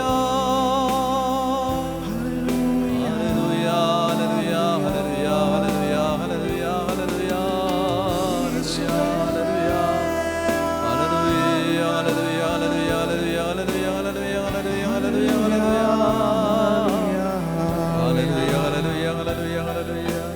പരിശുദ്ധനായ ദൈവമേ, അവിടുത്തെ പരിശുദ്ധിയെ ഞങ്ങൾ ആരാധിക്കുന്നു. അത്യുന്നതനായ ദൈവമേ, അവിടുത്തെ സർവശക്തിയെയും ഞങ്ങൾ ആരാധിക്കുന്നു. അങ്ങയുടെ പരിശുദ്ധ സാന്നിധ്യത്തെ ആരാധിക്കുന്നു. കർത്താവേ, അയോഗ്യരായ പാപികളായ ഞങ്ങളെ അവിടുത്തെ പരിശുദ്ധിയിൽ പങ്കുകാരാക്കുവാൻ അവിടുന്ന് യേശുക്രിസ്തുവിലൂടെ ഞങ്ങളെ നീതീകരിച്ചതിനായി ഞങ്ങളങ്ങേ സ്തുതിക്കുന്നു. കർത്താവേ, ഞങ്ങളുടെ രക്ഷയ്ക്ക് വേണ്ടി നരകത്തിലും നിത്യശിക്ഷയിലും അവസാനിക്കാൻ സാധ്യതയുള്ള ഞങ്ങളുടെ ജീവിതങ്ങളെ യേശുവിലൂടെ അങ്ങ് രക്ഷിച്ചുകൊണ്ടിരിക്കുന്നതിനായി, യേശുവിലൂടെ നീതീകരിച്ചതിനായി, കർത്താവെ വിശുദ്ധീകരിക്കുന്നതിനായി, മഹത്വത്തിലേക്ക് നയിച്ചുകൊണ്ടിരിക്കുന്നതിനായി പിതാവേ ഞങ്ങളങ്ങേ സ്തുതിക്കുന്നു. കർത്താവെ, തിരുസഭയിലൂടെ അനുദിനം ഞങ്ങളെ അങ്ങ് വിശുദ്ധീകരിക്കുന്നതിനായി ഞങ്ങളങ്ങേക്ക് നന്ദി പറയുന്നു. യേശുവിലൂടെ കർത്താവെ അങ്ങയുടെ സ്നേഹം അങ്ങ് വെളിപ്പെടുത്തിയതിനായി ഞങ്ങളങ്ങേ സ്തുതിക്കുന്നു. ഒരിക്കൽ കൂടി രണ്ട് കരങ്ങളും ഉയർത്തി കർത്താവിൻ്റെ വലിയ അനന്തമായ പരിശുദ്ധിയെ ആരാധിച്ചുകൊണ്ട് സ്തുതിക്കട്ടെ. ഹല്ലേലൂയ, ഹല്ലേലൂയ, ഹല്ലേലൂയ, ഹല്ലേലൂയ, ഹല്ലേലൂയ, ഹല്ലേലൂയ, ഹല്ലേലൂയ, ഹല്ലേലൂയ, ഹല്ലേലൂയ, ഹല്ലേലൂയ, ഹല്ലേലൂയ,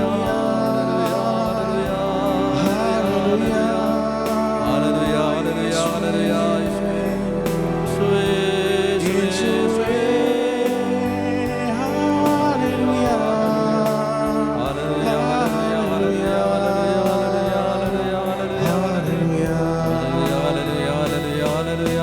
നിന്റെ രൂപവും ഭാവവും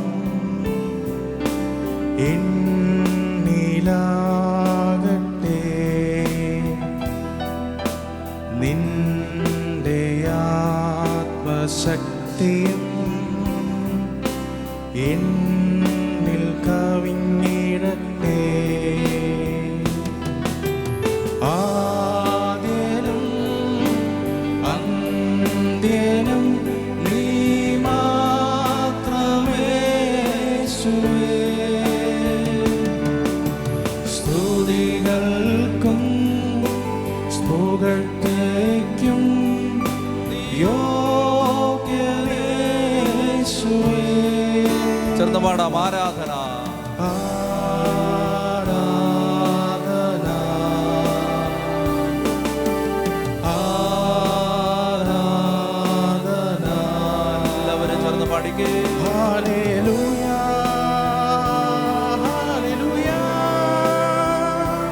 യേശുവേ. ഹല്ലേലൂയ, യേശുവേ. ഹല്ലേലൂയ, യേശുവേ,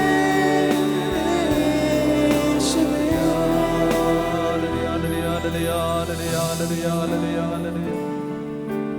എല്ലാ വേദനിക്കുന്ന മക്കളെയും വേദനിപ്പിക്കുന്ന എല്ലാ സാഹചര്യങ്ങളെയും ഈശോയെ ഈ സമയത്ത് അങ്ങയുടെ സന്നിധിയിലേക്ക് ഞങ്ങൾ ഉയർത്തുകയാണ്. കർത്താവെ, അനേക നാളുകൾ പ്രാർത്ഥിച്ചിട്ടും കർത്താവിൻ്റെ കൽപ്പനകളെല്ലാം അനുസരിച്ചിട്ടും ദൈവത്തിൻ്റെ വഴിയിലൂടെ നടക്കുന്നു എന്ന് കരുതിയിട്ടും ജീവിതത്തിൽ അപ്രതീക്ഷിതമായി സഹനങ്ങളും കുറ്റപ്പെടുത്തലുകളും പ്രയാസങ്ങളും കഷ്ടതകളും കടന്നു വരുമ്പോൾ നിരാശരായി പോകുന്ന കർത്താവെ, ഞങ്ങളുടെ ജീവിതങ്ങളെ, ബലഹീനതകളെ സമർപ്പിക്കുകയാണ്.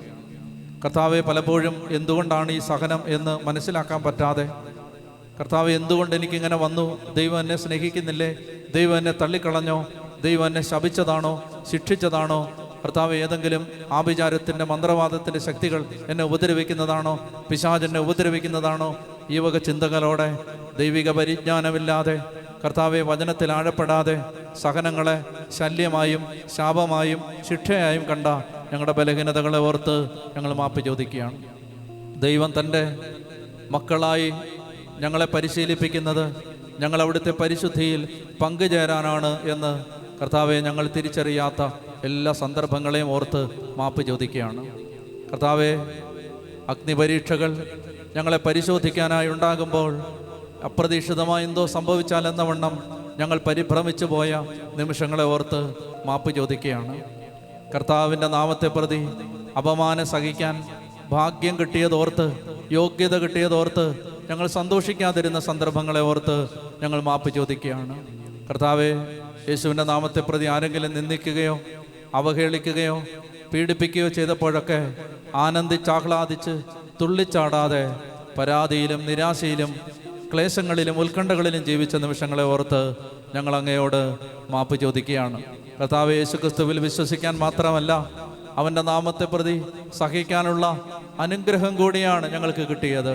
അത് സഹനം ഒരു അനുഗ്രഹമാണ് എന്ന് ഞങ്ങൾ തിരിച്ചറിയാത്ത നിമിഷങ്ങളെ ഓർത്ത് മാപ്പ് ചോദിക്കുകയാണ്.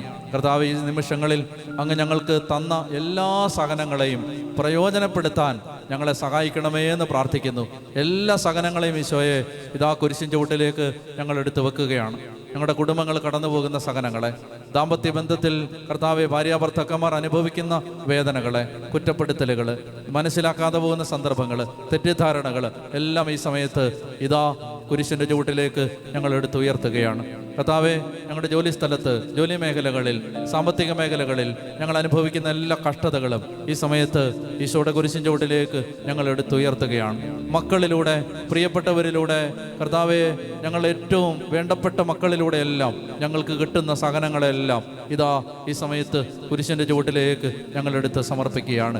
കർത്താവെ, തെറ്റിദ്ധാരണകൾ, ആക്ഷേപങ്ങൾ, അപവാദങ്ങൾ, കുറ്റപ്പെടുത്തലുകൾ, ആരോപണങ്ങൾ ഇവയെല്ലാം ഈശോയെ ഇതാ കുരിശിൻ്റെ ചുവട്ടിലേക്ക് സമർപ്പിക്കുകയാണ്. കൊല്ലാൻ കൊണ്ടുപോകുന്നവരുടെ മുമ്പിൽ ആടിനെ പോലെ അവൻ മൗനം പാലിച്ചു. അവൻ താഴ്മ നിമിത്തം അവൻ്റെ വാ തുറന്നില്ല. കർത്താവെ, അവൻ്റെ മൗനം ദേശത്തിൻ്റെ അധിപതിയെ നടുക്കിക്കളഞ്ഞു. കർത്താവെ, അടിച്ചവർക്ക് പുറവും താടിമീശ പറിച്ചവർക്ക് കവിളുകളും അവൻ കാണിച്ചു കൊടുത്തു. നിന്നയിൽ നിന്നോ തുപ്പലിൽ നിന്നോ അവൻ മുഖം തിരിച്ചില്ല. അവൻ അവൻ്റെ മുഖം ശിലാതുല്യമാക്കി. യേശുവിനെ പോലെ സഹിക്കാൻ, യേശുവിനെ പോലെ മൗനം പാലിക്കാൻ, യേശുവിനെ പോലെ കർത്താവെ സഹനങ്ങളിൽ കർത്താവിൻ്റെ മനസ്സോടെ അതിനെ ഏറ്റെടുക്കാൻ, പിതാവിൻ്റെ കരങ്ങളിൽ നിന്ന് അതിനെ സ്വീകരിക്കാൻ, കുരിശ് ക്ഷമയോടെ സഹിക്കാൻ, അവമാനം വകവെക്കാതിരിക്കാൻ കർത്താവെ ഈ സമയത്ത് ഞങ്ങൾക്ക് കൃപ തരണമേ. രണ്ട് കരങ്ങൾ ഉയർത്തി എല്ലാ സഹനങ്ങളെയും ഈശോയുടെ കുരിശിൻ്റെ ചുവട്ടിലേക്ക് വെച്ചുകൊണ്ട് ഈ സമയത്ത് സഹിക്കാൻ, ദൈവത്തിൻ്റെ കണ്ണുകളിലൂടെ സഹനത്തെ ഏറ്റെടുക്കാൻ ഒരു കൃപ കിട്ടാൻ ആഗ്രഹിച്ച് സ്തുതിക്കട്ടെ. ഹല്ലേലൂയ, ഹല്ലേലൂയ, ഹല്ലേലൂയ, ഹല്ലേലൂയ, ഹല്ലേലൂയ, ഹല്ലേലൂയ, ഹല്ലേലൂയ, ഹല്ലേലൂയ, ഹല്ലേലൂയ, ഹല്ലേലൂയ, ഹല്ലേലൂയ, ഹല്ലേലൂയ, ഹല്ലേലൂയ, ഹല്ലേലൂയ, സോയേ സോയേ സോയേ സോയേ, ഹല്ലേലൂയ, ഹല്ലേലൂയ, ഹല്ലേലൂയ, ഹല്ലേലൂയ, ഹല്ലേലൂയ, ഹല്ലേലൂയ, ഹല്ലേലൂയ, ഹല്ലേലൂയ, ഹല്ലേലൂയ, ഹല്ലേലൂയ, ഹല്ലേലൂയ, ഹല്ലേലൂയ, ഹല്ലേലൂയ, ഹല്ലേലൂയ, ഹല്ലേലൂയ.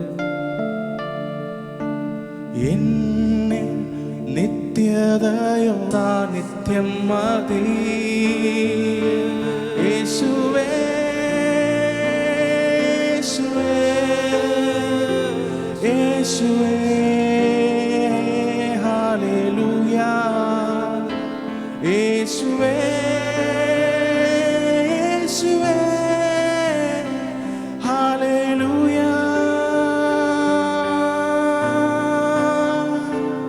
യേശുവേ,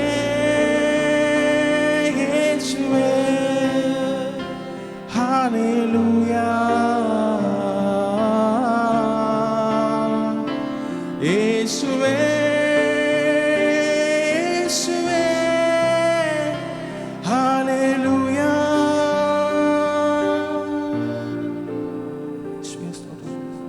യേശുവേ, കർത്താവേ, ഈ സമയത്ത് എല്ലാ മക്കളെയും സമർപ്പിച്ചുകൊണ്ട് പ്രാർത്ഥിക്കുകയാണ്. കർത്താവേ, രോഗികളായ മക്കളെ അവിടുത്തെ സന്നിധിയിൽ ഈ സമയത്ത് സമർപ്പിച്ച് പ്രാർത്ഥിക്കുന്നു. ഹൃദയം തകർന്ന മക്കളെല്ലാം സമർപ്പിക്കുന്നു. കർത്താവെ, അപമാന ഭാരങ്ങളിൽ കഴിയുന്ന മക്കളെല്ലാം സമർപ്പിക്കുന്നു. കർത്താവെ, കുടുംബങ്ങളിൽ രോഗികളായി കഴിയുന്ന മക്കളെ സമർപ്പിക്കുന്നു. മഹാമാരികളിൽ അകപ്പെട്ടു പോയ ജീവിതങ്ങളെ സമർപ്പിക്കുന്നു. ജോലി നഷ്ടപ്പെട്ടവരെ, സാമ്പത്തിക ബാധ്യതകൾ അനുഭവിക്കുന്നവരെ, ദാരിദ്ര്യം അനുഭവിക്കുന്നവരെ, കടക്കണിയിലേക്ക് പൊയ്ക്കൊണ്ടിരിക്കുന്ന മക്കളെ എല്ലാം ഈ സമയത്ത് സമർപ്പിക്കുന്നു. കർത്താവെ, ആരും മനസ്സിലാക്കാനില്ലാത്തതിൻ്റെ വേദന, മനോഭാരങ്ങൾ അനുഭവിക്കുന്ന മക്കളെ ഈ സമയത്ത് സമർപ്പിച്ച് പ്രാർത്ഥിക്കുന്നു. ഈശോയെ, അവിടുത്തെ കരുണ കൊണ്ട് എല്ലാ മക്കളെയും പൊതിയണമേ. ഈ സമയത്ത് ദൂരത്തിൻ്റെ മേൽ അധികാരമുള്ള യേശുവിൻ്റെ നാമത്തിൽ പ്രാർത്ഥിക്കുകയാണ്. പിതാവേ, ദിവ്യകാരുണ്യത്തിൽ നിന്ന് ഈ ആലയത്തിൻ്റെ 4 ദിക്കുകളിലേക്കും, കിലോമീറ്ററുകൾക്കപ്പുറത്തേക്ക്, ദേശദേശാന്തരങ്ങളിലേക്ക്, ഭൂഖണ്ഡങ്ങൾക്കപ്പുറത്തേക്ക്, കർത്താവെ, ലോകരാജ്യങ്ങളിലേക്ക്, എല്ലാ ദേശത്തിൻ്റെ 4 ഭാഗങ്ങളിലേക്ക്, എല്ലാ ദിക്കുകളിലേക്ക് ഈശോയെ ദിവ്യകാരുണ്യത്തിൻ്റെ ശക്തി ഈ സമയത്ത് ഒഴുകട്ടെ എന്ന് കർത്താവെ ഞങ്ങൾ സമർപ്പിച്ച് പ്രാർത്ഥിക്കുകയാണ്. ആഗ്രഹിച്ച് ദാഹിച്ച് പ്രാർത്ഥിക്കുന്ന എല്ലാ മക്കളുടെ മേലും ഈ സമയത്ത് അവിടുത്തെ അനന്തമായ കരുണ ഒഴുകി ഇറങ്ങട്ടെ എന്ന് പ്രാർത്ഥിക്കുകയാണ്. ജീവിതങ്ങൾ വിടുതൽ പ്രാപിക്കട്ടെ എന്ന് പ്രാർത്ഥിക്കുകയാണ്. ബന്ധനങ്ങൾ അഴിയട്ടെ എന്ന് പ്രാർത്ഥിക്കുകയാണ്. പ്രാർത്ഥിക്കുകയാണ്. തെറ്റായ ബോധ്യങ്ങൾ മാറിപ്പോകട്ടെ എന്ന് പ്രാർത്ഥിക്കുകയാണ്. സഹനശീലം ഉണ്ടാവട്ടെ എന്ന് പ്രാർത്ഥിക്കുകയാണ്. കർത്താവേ, ജീവിതത്തിന്റെ വഴികൾ തുറക്കപ്പെടട്ടെ എന്ന് പ്രാർത്ഥിക്കുകയാണ്. അടഞ്ഞ വാതിലുകൾ തുറക്കപ്പെടട്ടെ എന്ന് പ്രാർത്ഥിക്കുകയാണ്. ഈ കൂട്ടായ്മയോട് ചേർന്ന് പ്രാർത്ഥിച്ചുകൊണ്ടിരിക്കുന്ന എല്ലാ ജീവിതങ്ങളുടെ മേലും ഈശോയുടെ കരുണ ഒഴുകി ഇറങ്ങി.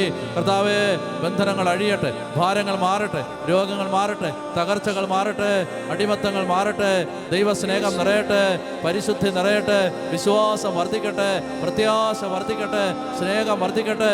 ഉച്ചത്തിൽ വിളിക്കുന്ന ഈശോയേ,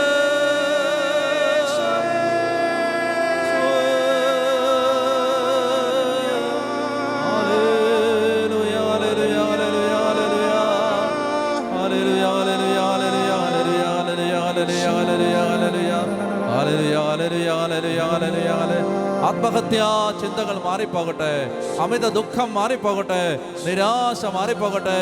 കർത്താവിൻ്റെ പക്ഷത്തുള്ളതിനാൽ ഞാനൊരു അനർത്ഥവും ഭയപ്പെടുകയില്ല. എൻ്റെ കർത്താവിൻ്റെ വലതു ഭാഗത്തുണ്ട്, അതുകൊണ്ട് ഞാൻ കുലുങ്ങുകയില്ല. കർത്താവേ, സഹിക്കാൻ, സഹനങ്ങളിൽ അടിപതറാതിരിക്കാൻ, സഹനങ്ങളിൽ മനോധൈര്യം അസ്തമിച്ചു പോകാതിരിക്കാൻ, പരിഭ്രമിച്ചു പോകാതിരിക്കാൻ, കർത്താവേ, വേദനിക്കുന്ന എല്ലാ മക്കളുടെ മേലും ഈ സമയത്ത് അവിടുത്തെ ശക്തി ഒഴുകട്ടെ എന്ന് പ്രാർത്ഥിക്കുന്നു.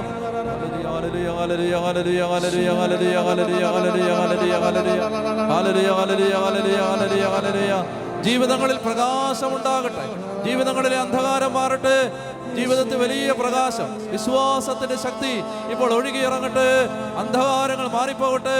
കർത്താവേ, തിരുസഭയുടെ മേൽ നവമായൊരു ചൈതന്യം വ്യാപരിക്കട്ടെ, വചനത്തിൽ ജീവിതങ്ങൾ ആഴപ്പെടട്ടെ, തിന്മയുടെ അന്ധകാരങ്ങൾ മാറിപ്പോകട്ടെ. ഉച്ചത്തിൽ വിളിക്കുന്ന ഈശോയേ,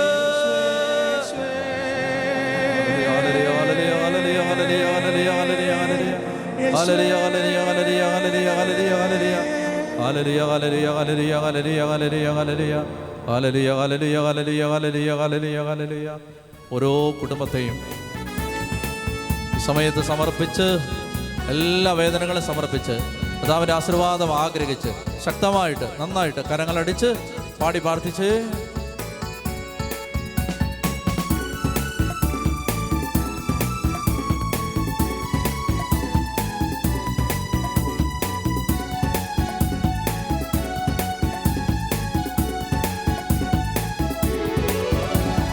കർത്താവിന്റെ കരബലം പൂർണ്ണമായി വെളിപ്പെട്ട് അത്ഭുതങ്ങൾ സംഭവിക്കട്ടെ.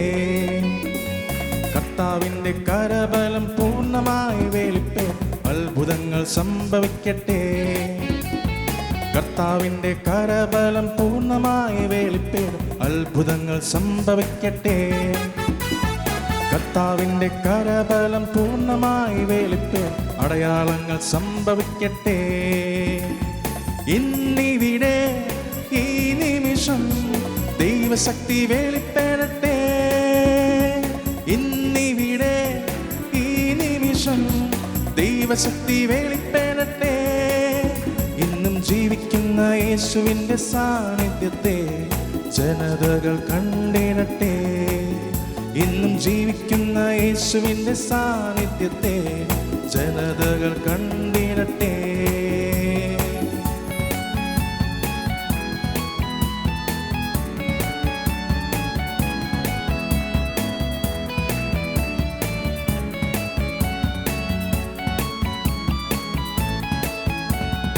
ഈജിപ്തിൽ മോശയുടെ കരങ്ങളാൽ വെളിപ്പെട്ട അത്ഭുതങ്ങൾ സംഭവിക്കട്ടെ. ഈജിപ്തിൽ മോശയുടെ കരങ്ങളാൽ വെളിപ്പെട്ട അത്ഭുതങ്ങൾ സംഭവിക്കട്ടെ. ഉന്നത ശക്തിയാൽ ചെങ്കടൽ പിളർക്കപ്പെട്ട അടയാളങ്ങൾ സംഭവിക്കട്ടെ. ഉന്നത ശക്തിയാൽ ചെങ്കടൽ പെട്ട അടയാളങ്ങൾ സംഭവിക്കട്ടെ. ഇന്നിവിടെ ഈ നിമിഷം ദൈവശക്തി വെളിപ്പെടട്ടെ. ഇന്നിവിടെ ഈ നിമിഷം ദൈവശക്തി വെളിപ്പെടട്ടെ. ഇന്നും ജീവിക്കുന്ന യേശുവിൻ്റെ സാന്നിധ്യത്തെ ജനതകൾ കണ്ടിടട്ടെ. ഇന്നും ജീവിക്കുന്ന യേശുവിൻ്റെ സാന്നിധ്യത്തെ ജനതകൾ കണ്ടിടട്ടെ. കർത്താവിൻ്റെ കരങ്ങളിൽ പൂർണ്ണമായും നമ്മെ സമർപ്പിച്ചുകൊണ്ട് ഇപ്പോൾ ഈശോയുടെ ആശീർവാദം സ്വീകരിക്കാം. ലോകത്തിൻ്റെ 4 ഭാഗങ്ങളിലും എല്ലാ മക്കളെയും കർത്താവ് ഈ സമയത്ത് അനുഗ്രഹിക്കാൻ ആഗ്രഹിച്ച് നമുക്ക് സ്നേഹത്തോടെ പ്രാർത്ഥിക്കാം.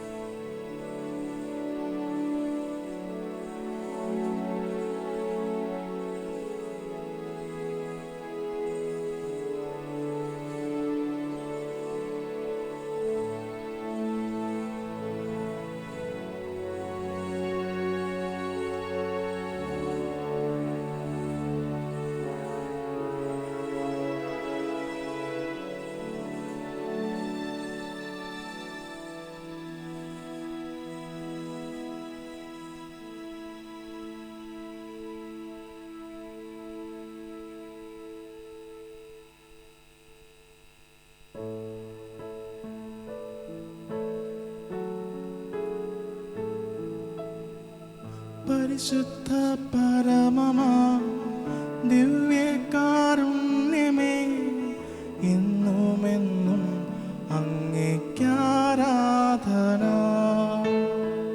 പരിശുദ്ധ പരമമാ ദിവ്യകാരുണ്യമേ, എന്നുമെന്നും അങ്ങേക്കാരാധന.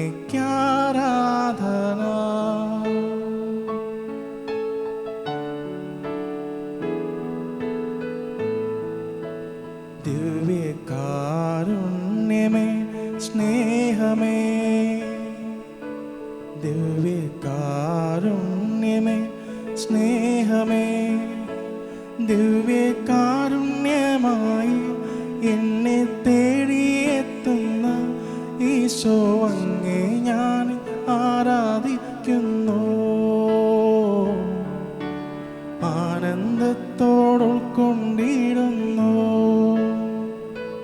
ദിവ്യ